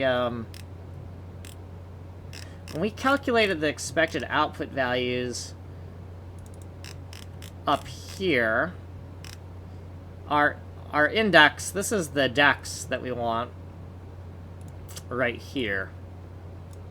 So let's take that, right? This is conceptually, this is dex of what we're currently, yeah, that is what the dex of what we're currently looking at. I see what we did there. So we just kind of hard-coded in there, so that's why it was kind of hard to see. But yeah, let's take that. Let's paste it in here, and let's just get rid of let's just get rid of all the explanation of what that is for now. But we could explain it, I guess.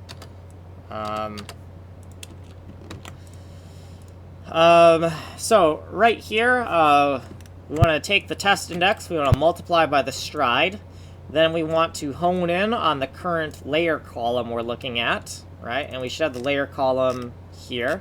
We want to hone in on the current layer column we're looking at, and then we want to also look at the tile exponent. I don't think we want to look at the tile exponent right now. The tile exponent should not change the expected value, right? Tile exponent, yeah, the tile exponent is not going to change the expected value. So I don't think that is quite correct. Yeah, this is accessing a different array. This is not quite correct. This part's correct. But then we want to actually take the layer and we want to multiply by a stride of 3, because we're looking at a different... and really we should be using the table... actually, it should just be layer plus the layer, right? So this should be table output width. Man, I totally got that wrong, right? The test index times the output width plus the layer gives us an index into the current expected output we're looking at. Right? So this table output width should be 3 if we look at the macro for it. So like way up, where are you? You're way up here. It should be 3. Oh boy, this is a lot of code. Yeah, it's 3. And table output. Oh, I'm going backwards. No, I should not be going backwards like that. Let's go back up to the top. So there's 3. And we see 3 times the number of tests, minus 1 for the max index for the cov bits generated values. Calloc looks good. Dex, test index, times the width plus the layer, this index here, which we have the same exact formula, is used again right down here, right? Not this. Test index times this. Nope, that's not the one we're looking at. Once again, okay, so here we go. But yeah, so we've kind of done this formula multiple times in multiple different places. Oh well. But yeah, so now we have the correct index to look at, so maybe this will pass now. I don't know. We're just going to find out. But now at least we're looking at the correct index now. So let's give that a run to see what happens.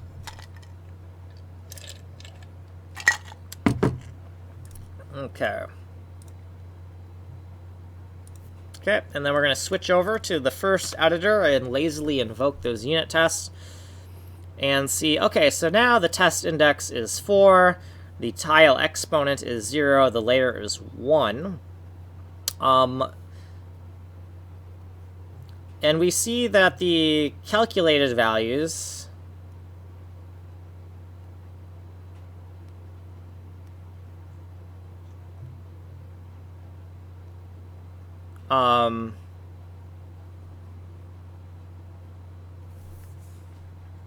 so hold on here. This is the calculated stuff. The calculated stuff is all zeros, right? Okay, so the calculated stuff, so the stuff we're calculating on the fly probably matches our big array of stuff, but we might want some kind of like confirmation of that, right? Something to make us not so nervous about that. What we calculated as the output is what we got. But our expected, why is our expected not matching, right? That doesn't make any sense. So let's take this for a second. Something's not matching up here. So this thing right here is in here. I'm going to take this, and I'm also going to print off this one as well. So let's take this. And let's just start printing off some more things, because something isn't quite adding up here, and I don't know what it is yet. But we're going to take this thing, we're going to print it off. So right here. just gonna call it, I'm gonna call it, alright, this name does not actually exist, but this is what it is.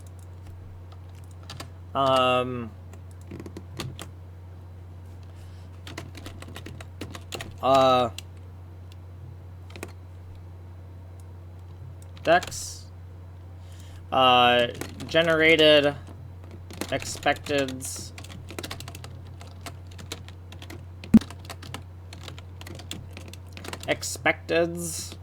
all at once.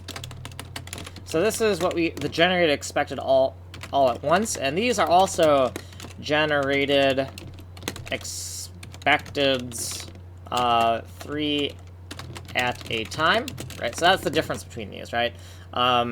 Here we're generating 3 at a time to get the current expected value, and this one we're generating them all at the same time, but we expect that the two values that we're going to retrieve out of the respective arrays are going to be equal to each other. And I just want to make sure that that is correct. A little sanity check here, make sure that absolutely sure that looks correct to me, right? So let's take a look at this and see what goes. We know it's going to go wrong still, but yeah. So we see the calculated value that we did on the fly is matching the calculated values that we built a gigantic table for. So these are our expected values. Now we have some type of problem where we got this. This is what we got, but then this expected thing doesn't match, right? So where are we printing this off? So we have this expected cov bits or whatever. And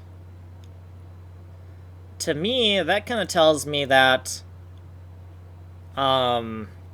we already checked to make sure that the expected values matched our generated values, right? We already did a big check for that, right? So this right here, we already checked these, right? So I'm a little bit confused as to why that's not. So I'm going to clear all my Control Alt Shift F2. I'm going to clear all my breakpoints. I'm going to put one right here. And then I'm going to color this, make it obnoxious, and be like, I don't know why this is saying it's not matching. Something about, no, let's just do this. Let's color this. So something is wrong about this here, right? And the reason I know something is wrong with those is because before we have a check here. We checked way up here. Cross-check expected outputs, right? And so in this cross-check, we checked our hard-coded output values, our hard-coded expected output values table against our generated output expected values table, and they all match, right? We already confirmed they all matched. So somehow that's not matching anymore. So UTC out, expected cov bits for the layer, the test index.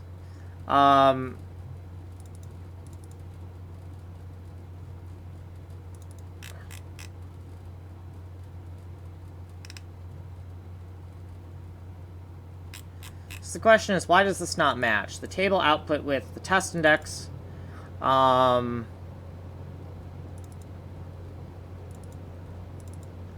table output width plus the layer. I mean, that looks proper, right? Or that looks like it should be correct. But we're looping through everything here. It looks to me like we're not looking it up again, right? Like, we looped through all of this.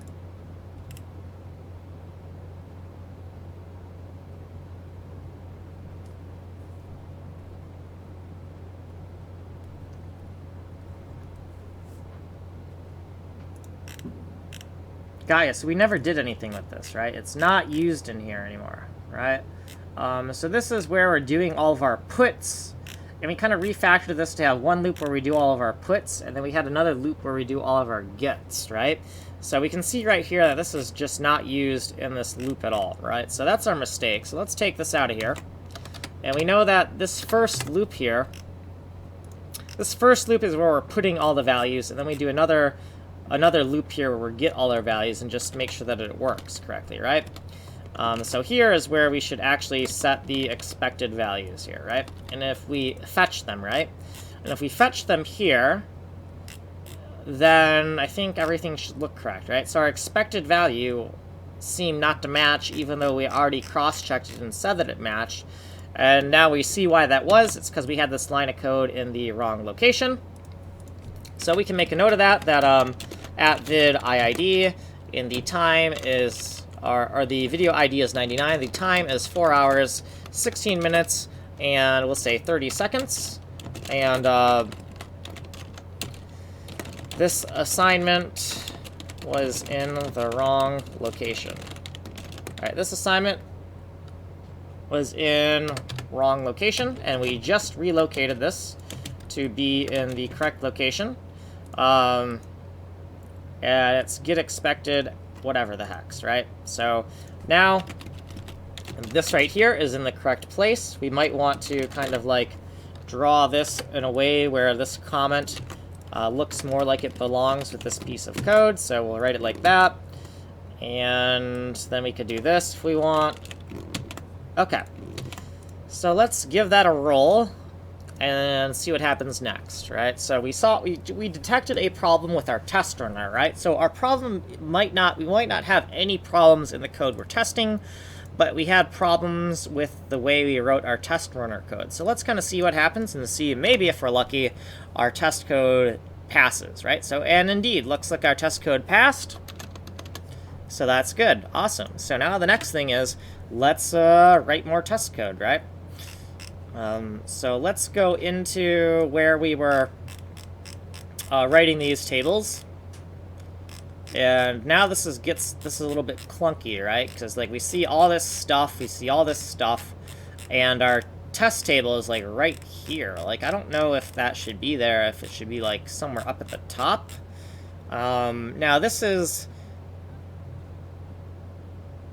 so these test tables, to me, would make a little bit more sense if they were hard-coded all at the top, right? Kind of consolidate these.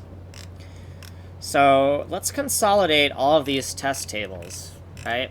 So I'm going to take all this code, and I'm going to put it at the top of this function, right? Even before the variables we declare, I'm going to put it all the way at the top, right? Because these are defines. However, we can't put them that far at the top, can we? Because we need the defines, don't we? So we're going to have to kind of shuffle some stuff around here. But we're just shuffling stuff around. So these defines here, define or undefined binary constants. We're going to take these defines, right? And we're going to paste them right here.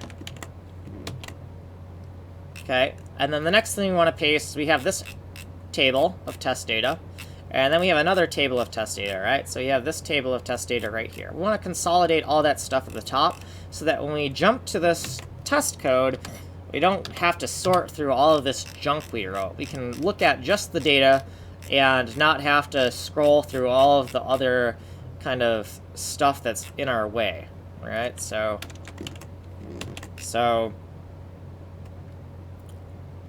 okay, so now we have our test tables and our defines. We just want to make sure that, you know, we just kind of cut and pasted things, but we want to make sure that it still works, right? It may have, oh, I see somebody jumped on in here. So if you want to know what I'm working on, here are my technical demos. I'm working on a fractal auto-tiling engine right now. It's going to take a lot of the things you see in my technical demo page, and it's going to merge them all into a final engine.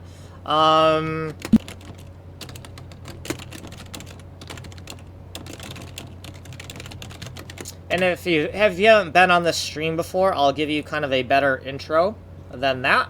But if you've seen this stuff before, I won't re-explain kind of like what I'm working towards. So right now I'm just writing test code. Okay, so the test code still works. let's kind of clean this up a bit more. So we got like all this commentary, and right now the commentary is really really distracting me, right? Because we got like all these commentary blocks. So the way we're going to kind of clean that up a bit is we're going to we're going to extract some of this. We're going to copy this, and we're going to make a little hashtag for this. So we're going to go over into our documentation file. So we have a file called doc for documentation, and in our hashtagged file we have like all the comments we're dumping into here. We're just going to paste this code right here, and then we're just going to make a section header, and we're just going to say I don't know, P5D unit test comment, and 2021, right? We're going to take the date 0120, and we're just going to say 6:55 p.m., right? So it's this, like, really kind of specific comment that we're going to use as a little stub, right? So that way we can get rid of some of the clutter. And not only have we gotten rid of the clutter, but we're just trying to extract this comment, but we want to know what the comment was originally for, right? So we want to keep this here as well. And we might want to say that, you know, at vid IID, so the video ID is 099, and the time is 4 hours, 22 minutes, and 23 seconds. And extracted comment and the code it went with. Right, so at this timestamp, we did this stuff down here. We extracted this stuff. So now we can take this commentary that we wrote, this comment stamp, we can go into here and we can just replace it, right? We can say, we can take it and we can put this thing here. And we can just put a little hashtag here. And now we have, if we want to know where that comment is, it's right there. I don't know if we want to be that obnoxious with a color that's kind of reserved for warnings. So we can just put this here, right? So now that big comment block has been extracted, and we can clean some of this other stuff up as well. So this block here, usually we have one test table. So let's take this and say, let's just say right here, we're going to say, hashtag usually one test table, date, 2021 0120, right? And that'll be the commentary for this. And then we can extract this commentary to that other file, right? So we can kind of clean up the clutter in this file a bit, right? Just so that we can kind of focus on like, what are we actually looking at right now? Because I'm right now the comments are nice, but then eventually they can kind of start cluttering up what you're looking at, right? So we can say at vid IID 0099, and the time is 4 hours 24 minutes and say 30 seconds. Comment extracted into _h file at this time on date 2021-0120, right? So we can keep a little comment there, and then we could do this, right? We can keep all the verbosity, verbosity, whatever you want to call it. We can keep that in this file here, right? So now we can see that we have this commentary right here. We can, I don't know how we want to do this. Sure, why not like that? Okay. And then we want to get rid of this as well. But this is for the test number 5. But it's cluttering stuff up. So I'm going to say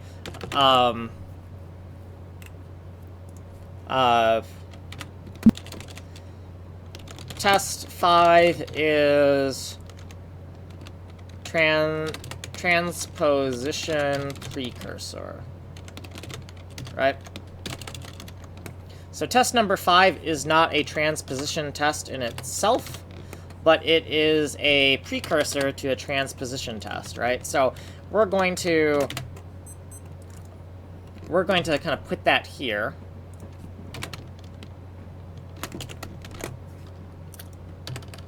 And then we can make a note that, you know, at vid IID, and the time 0099, and the time is 4 hours, 26 minutes, and 20 seconds.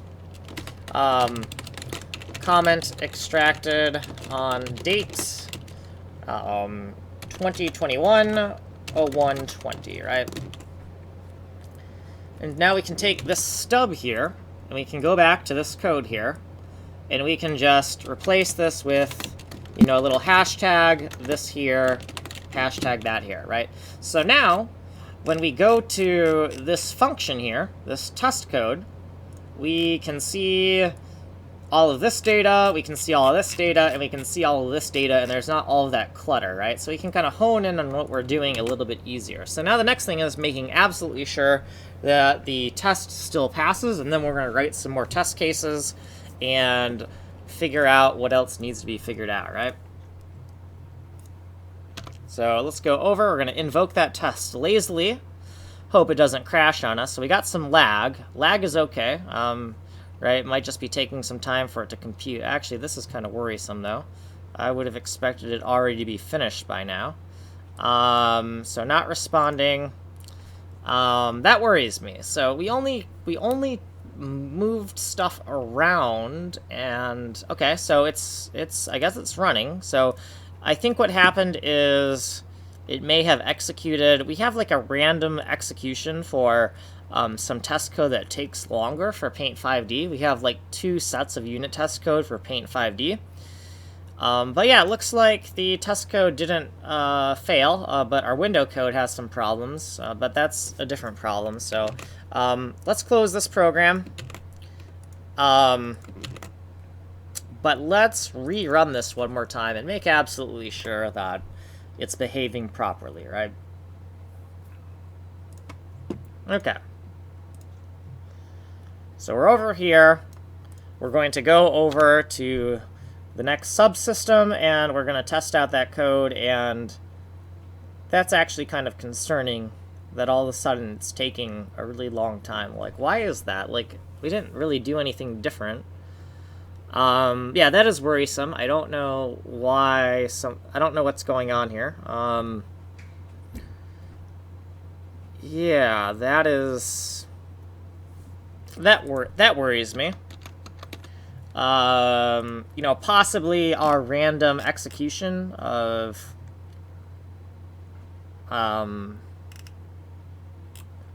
let's give it one more run. So I don't know what's going on, but I thought it wasn't taking that long to execute it. Maybe I'm wrong, but I didn't think it should be taking that long to execute. So when we lazily invoke these tests, yeah, that still seems... PAINT5D UTC Bitpacked put... Yeah, like this test code should be kind of like randomly invoking. And here we are. So I have like this kill switch that randomly invokes the unit test code. That didn't seem right. Did that close it? I don't know if yeah, something's wrong here. I don't know.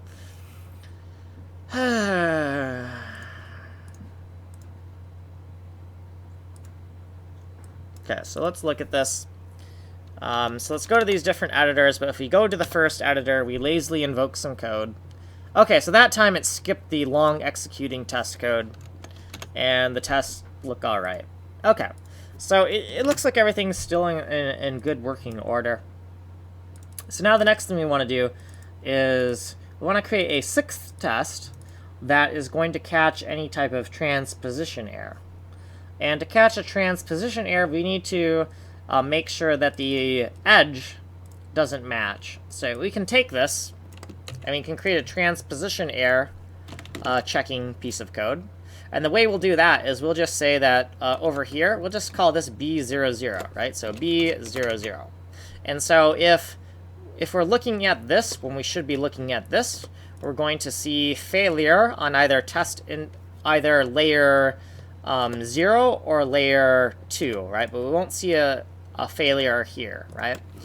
So this is going to check for transpositions. Check for transposition errors related to the current column layer, right? At vid IID 0099. Time is 4 hours, 31 minutes, and 40 seconds. How about 42 seconds? Because we want to be cool. Check check for transposition errors related to current column layer, right? We can shorten up our verbiage a little bit. It doesn't have to be proper English. It just has to be enough to communicate what we're doing. So we have 6 tests now. We need the expected outputs for this 6th test, right? So we're going to take all this, we're going to cut it, and we're going to paste it. We're going to remove these arrows here. Let's remove them from here as well. Let's get rid of this thing, this... Actually, no, that's fine. But we did 1s, 0s, and 0s, right? So we're going to take this 0 here, we're going to put it here. So this is our 6th test, so change that to 6th. 1s, 0s, and 0s. Okay, cool. So we also want to make a note that we have 6 tests now. So instead of this being a 5, we have 6 tests, so make a 6 there. And now we're going to give that a run. And hey, so I see somebody popped in again. Once again, if you have not been here before, here is my demos reel. I'm working on a fractal auto-tiling engine. It's going to take a lot of the things that you are seeing in my technical demos page that I sent, and it's going to merge all those together into a final engine design, right? So we're going to take all the different tiny projects we've worked on, all the little tiny proofs of concepts, and we're going to merge them all into a final cohesive engine. All right, so anyways, we're writing test code now, so let's keep on going here. It looks like somebody just popped in and left. So yeah, let's give this a run and see if this works or not. Okay. So we're going to hope that the test code still works. Now, if the test does fail, it is because of a transposition error. It looks like this code still works, so that's good. Okay, so now the next thing we want to look at is we want to get a little bit more complicated now, right? So we got this stuff, and it pretty much seems to be working, right? So what I would like to do now is make up some type of, like, just get kind of arbitrary here and say, you know what? I'm pretty confident that this stuff is working. Let's do something a little bit more crazy, right? So let's take these inputs. We're going to make a 7th test. And for the 7th test, I'm thinking what we could do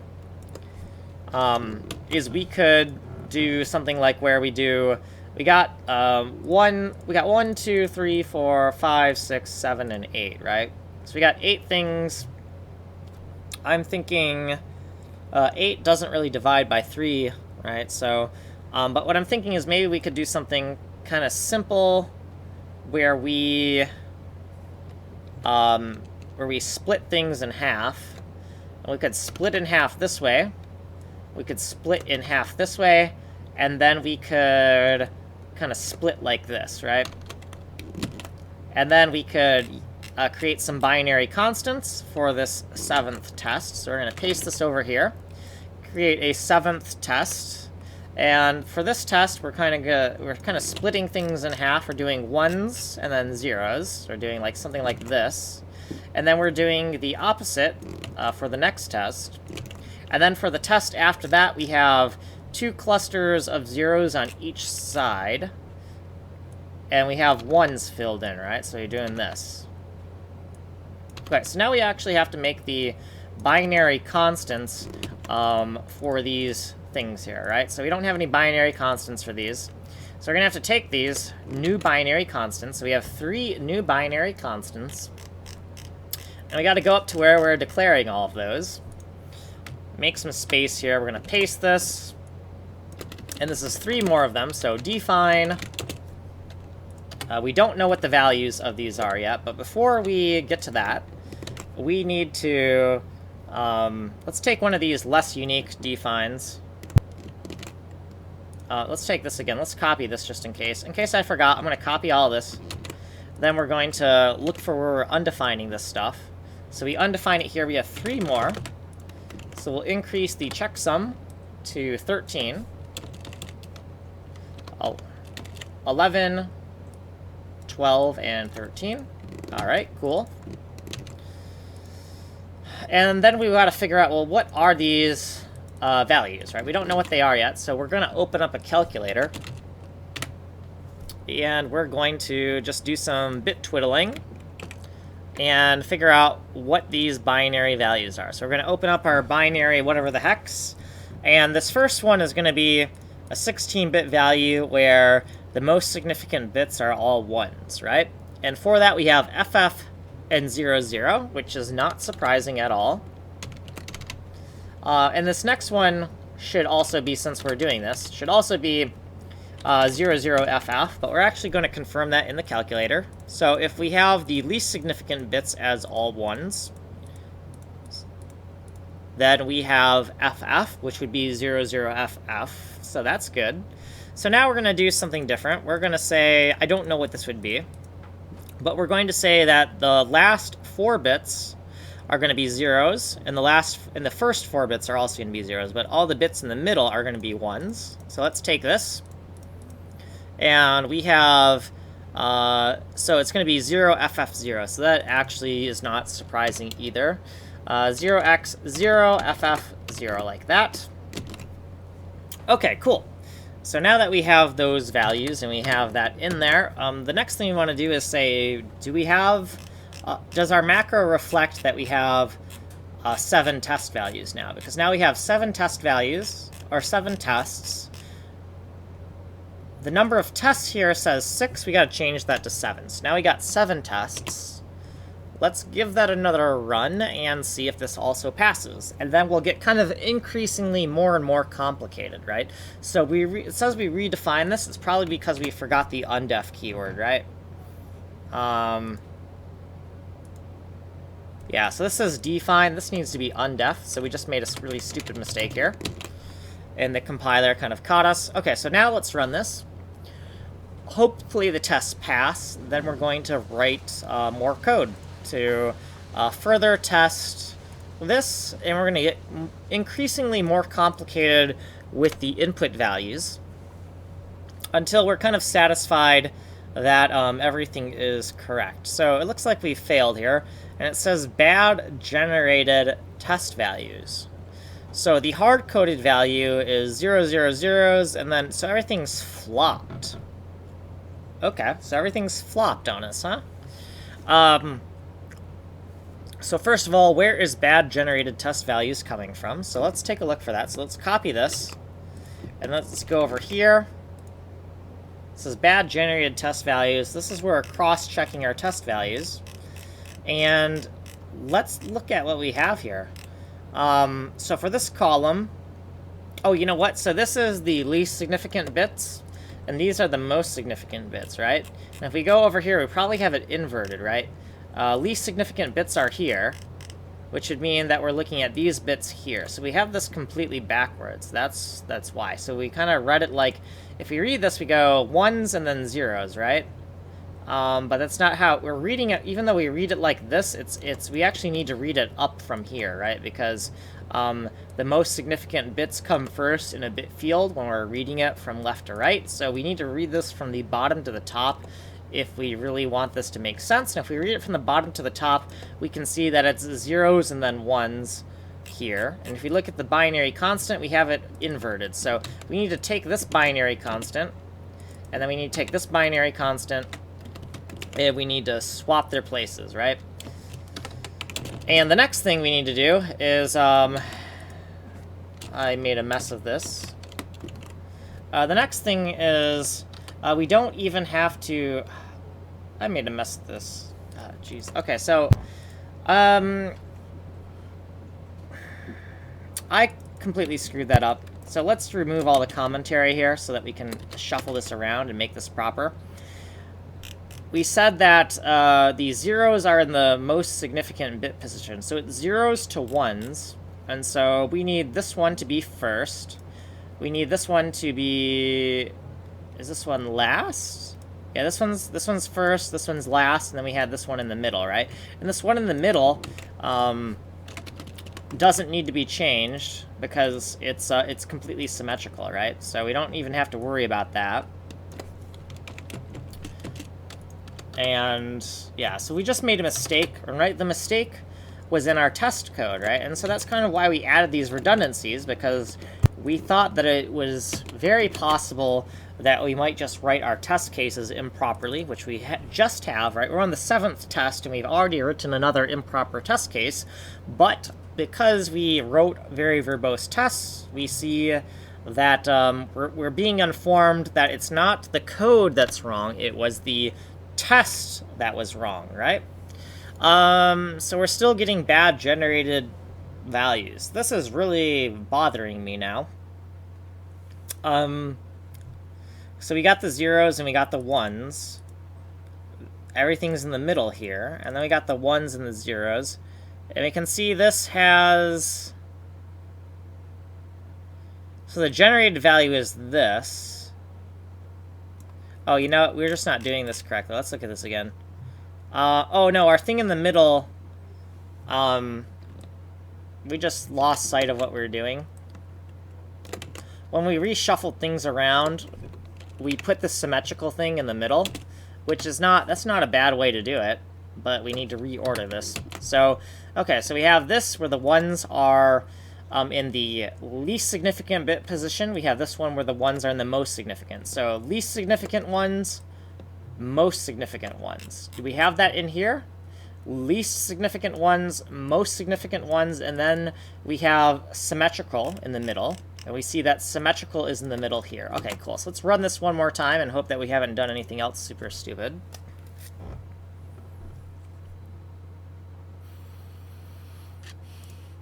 Okay.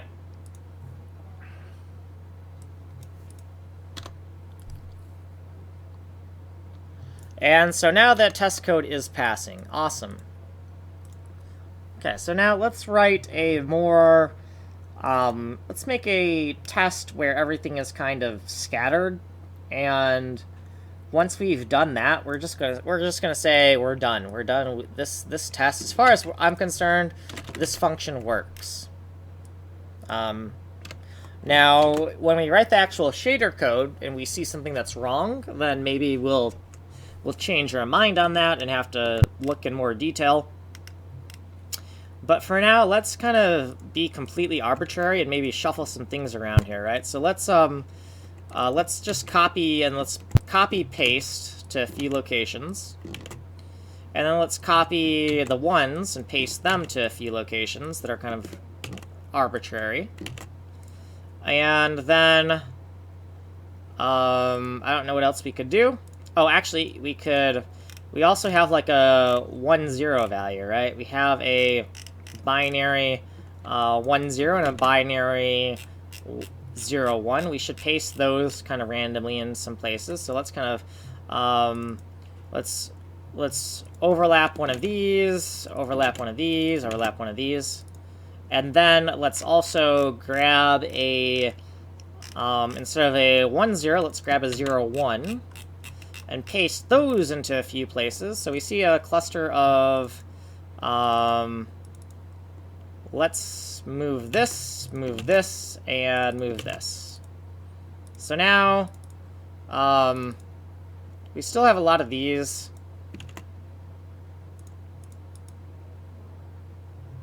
So I'd like to get rid of more of that. How about the 1-1s? Good enough, good enough. Where we have something pretty arbitrary.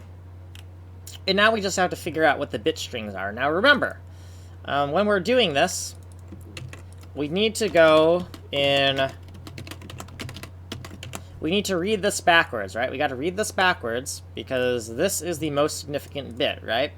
So we got 0, 0. And then we got... We can just copy this, right? So copy...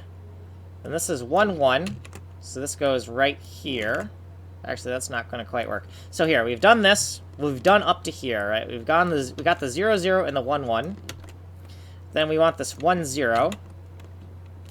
So the 1, 0. We got 1, 0 and 0, 0, right? 1, 0 and 0, 0. So we got all that. Okay, now the next thing is going to be 0, 1, a 0, 0, a 1, 1, and a 1, 0, right? Okay, cool. So we got the first set of values. Let's do this one more time. So let's look at these first 4 values. So we need a 1, 1, a 0, 0, a 0, 0, and a 1, 0. Then we're going to look at this next set of values over here in the middle. So we're doing a 1, 1, a 0, 1, a 1, 0, and then all zeros. Okay. Now we're going to look at the last cluster. So we're going to have a 0, 0, a 0, 1, a 1, 0, a 1, 1. Okay, then we're going to look at the next cluster of 3 over here, or the next cluster of 4, my bad.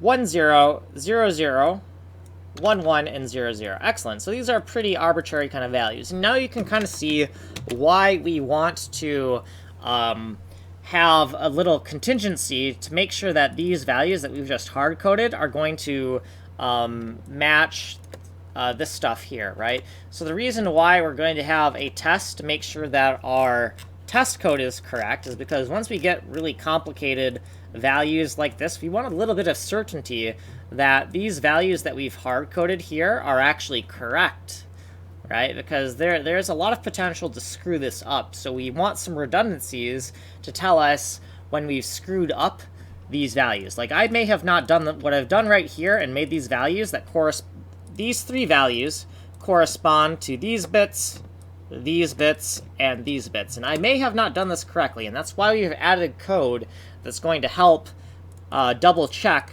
that I have done this correctly, right? Because there's definitely a lot of potential to have screwed this up. So we're going to take those, and this is our 8th test, right? So we're going to go in here, and we're going to paste this here. This is our 8th test.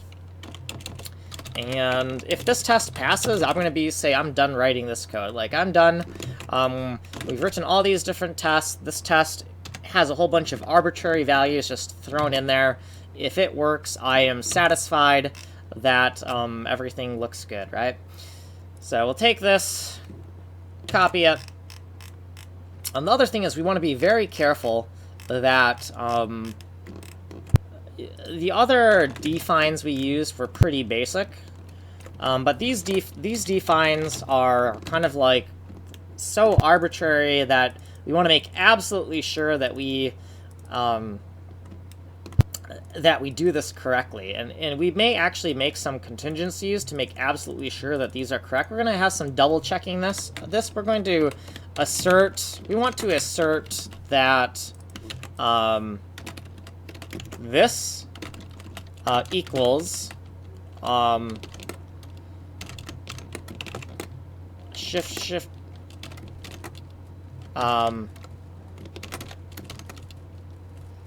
equals 0x00 or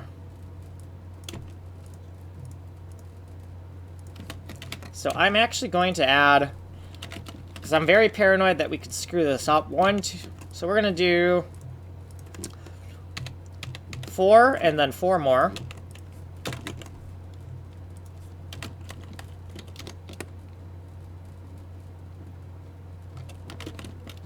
Right. But there is the potential to get this wrong, right? This is so crazy that there's the potential that we might get all this stuff wrong, and we just want to make sure we don't get it wrong. So we're going to shift all the way over the first time.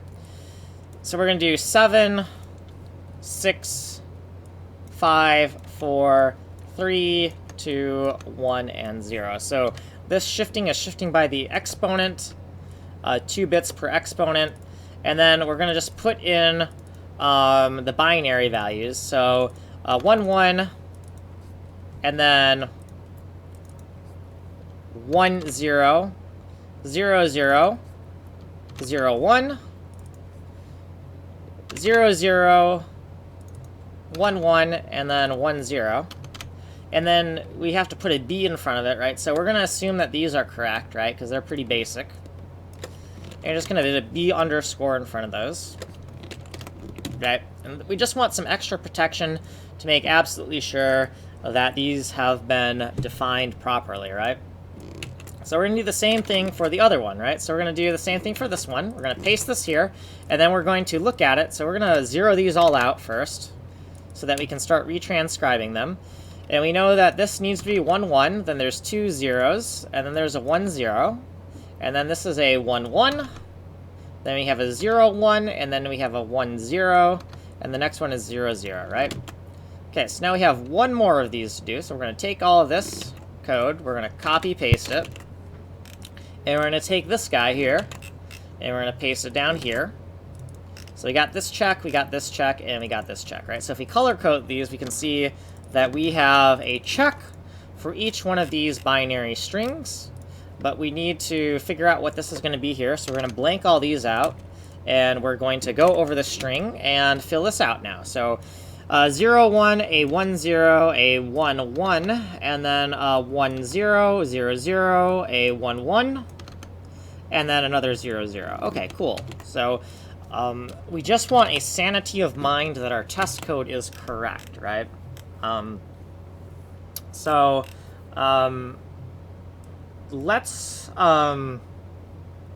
Let's move this code down further away from, let's move, right, we don't want, remember, we want to isolate all of our test code or our tables at the top of the function and not have all this clutter.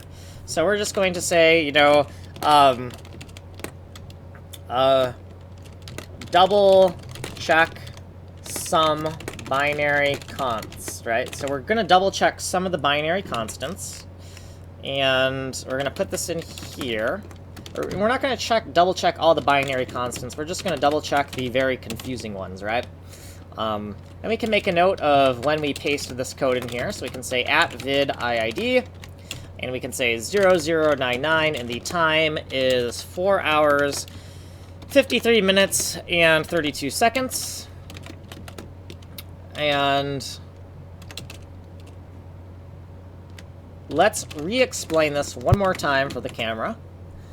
We're only going to check 3 binary constants, these more complicated binary constants that are going to have very irregular hexadecimal values. And the way we're going to double check to make sure that these binary constants have the correct value is we are going to take cluster by cluster, right? So we're going to take this 0, 0. So we're going to look at this 0, 0 needs to match this 0, 0. Then this 1, 1 needs to match this 1, 1. This 1, 0 needs to match this 1, 0. This 0, 0 needs to match this 0, 0, right? So we're going to read it from left to right, and then we're going to pack it into place from left to right as well. So the most significant bit index is all the way to the right, so that's why we have the highest shift amount, shifting by the tile exponent index multiplied by 2, because there's 2 bits here, right? 2 bits here. And so that we're just going to shift everything into place and use a bitwise OR to pack it all together, starting off with everything as 0, right? And so this 4 here, these 4 things here correspond to these 4 bits here, and these 4 things here correspond to these 4 things here. And so if this constant right here matches what we calculate here, then we can be pretty sure, we can be pretty confident that we have transcribed and encoded these values correctly. So let's go back up to where we're actually defining this, right? So way up here at the top, we need to figure out what these hexadecimal values are. So how are we going to figure that out? We're going to open up our calculator one more time. Hopefully the last time for a while, but we'll see. And we need to go to the binary, and we need to very carefully plug in these values. So we're going to focus on this one first, and just go from left to right. So most significant bit to least significant. So we got 0, 0. We got 1, 1. Then we got a 1, 0. And then we got a 0, 0. Now the next cluster of 4 is 0, 1, 0, 0. And then we got a 1, 1. And then we got a 1, 0. Okay, so you can see kind of why we wanted to double check this, because we have this like 384E, and I do not know binary and hexadecimal well enough to look at this thing in blue right here and be like, oh, of course, this is its value, right? So we need that redundancy to make sure that we're correct here, right? So let's do the next test, or the next binary constant right here. So let's clear everything out. I don't know how... Do we have a clear button? No? Do we not? Do we have to, like, go back to this thing? I guess we do. Okay, so now let's...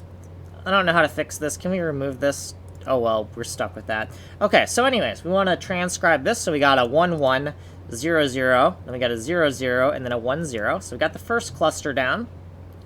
Only 3 bits are set. Then we have a 1, 1, 0, 1. And the last nibble is 1 and then 3 zeros. Okay, so let's double check that really quick. Okay, that looks correct. So let's transcribe, let's put the hexadecimal value, so it's C2D8. And now let's work on the very last one. So this one right here is what we're now focusing on. And we want to clear out everything before we do this. All right, so let's go back here. Everything is cleared out, and let's transcribe it. So we got this for the first nibble, and the second nibble is this. Or, sorry, actually 8 bytes is the nibble? No. Nibbles are 4 bytes. I got that correct. Okay, so now we're looking at the second byte, and we want to look at those nibbles. So we got this for the first nibble, right?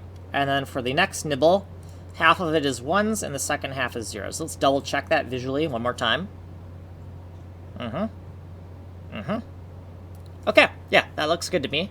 So let's take that value and go 0x1b8c, right? And, okay, cool. There is actually one more, there's actually another set of tests that I actually want to create, now that I've thought about it. So I am going to do that. I'm going to do like one more test case, but I'm actually going to do that test case off screen. Like, I'm going to do it like, I'm not going to record it, because you already get the idea of what I'm doing here, right? So really all this is very redundant stuff. I don't feel like recording that. I'd like to just stop the stream, listen to some music, and code that. But I have an idea for a few more test cases that I want to do. So I'm going to do those other test cases. And once I've had those other test cases done, then I'll like start another stream. But you know, 5 hours of redundantly writing all this unit test code, I think we deserve some type of break from that, you know? So I am going to, yeah, I'll do that off screen, but first let's make sure that we can get this running. And then once you get this running, we're going to do some other tests off screen. I just want to make a note of that, of what I need to do off screen. Not just off screen, but like literally not recording a stream. Do encode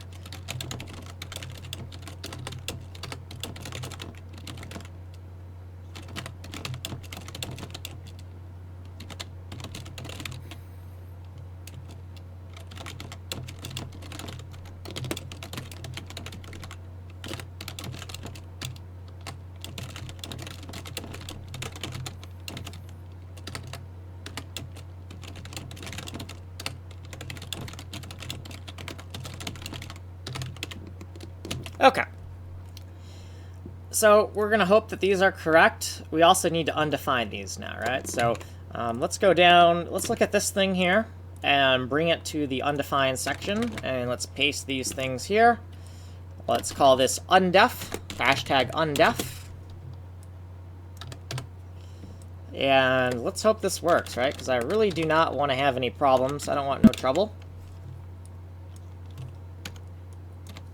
Okay, and also I'm going to do like some other things that I'm going to do off screen, like some push-ups and some exercise, just some stuff that doesn't make sense to record.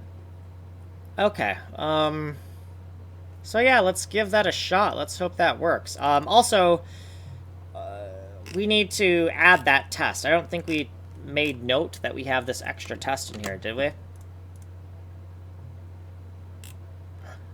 So we have 8 tests now.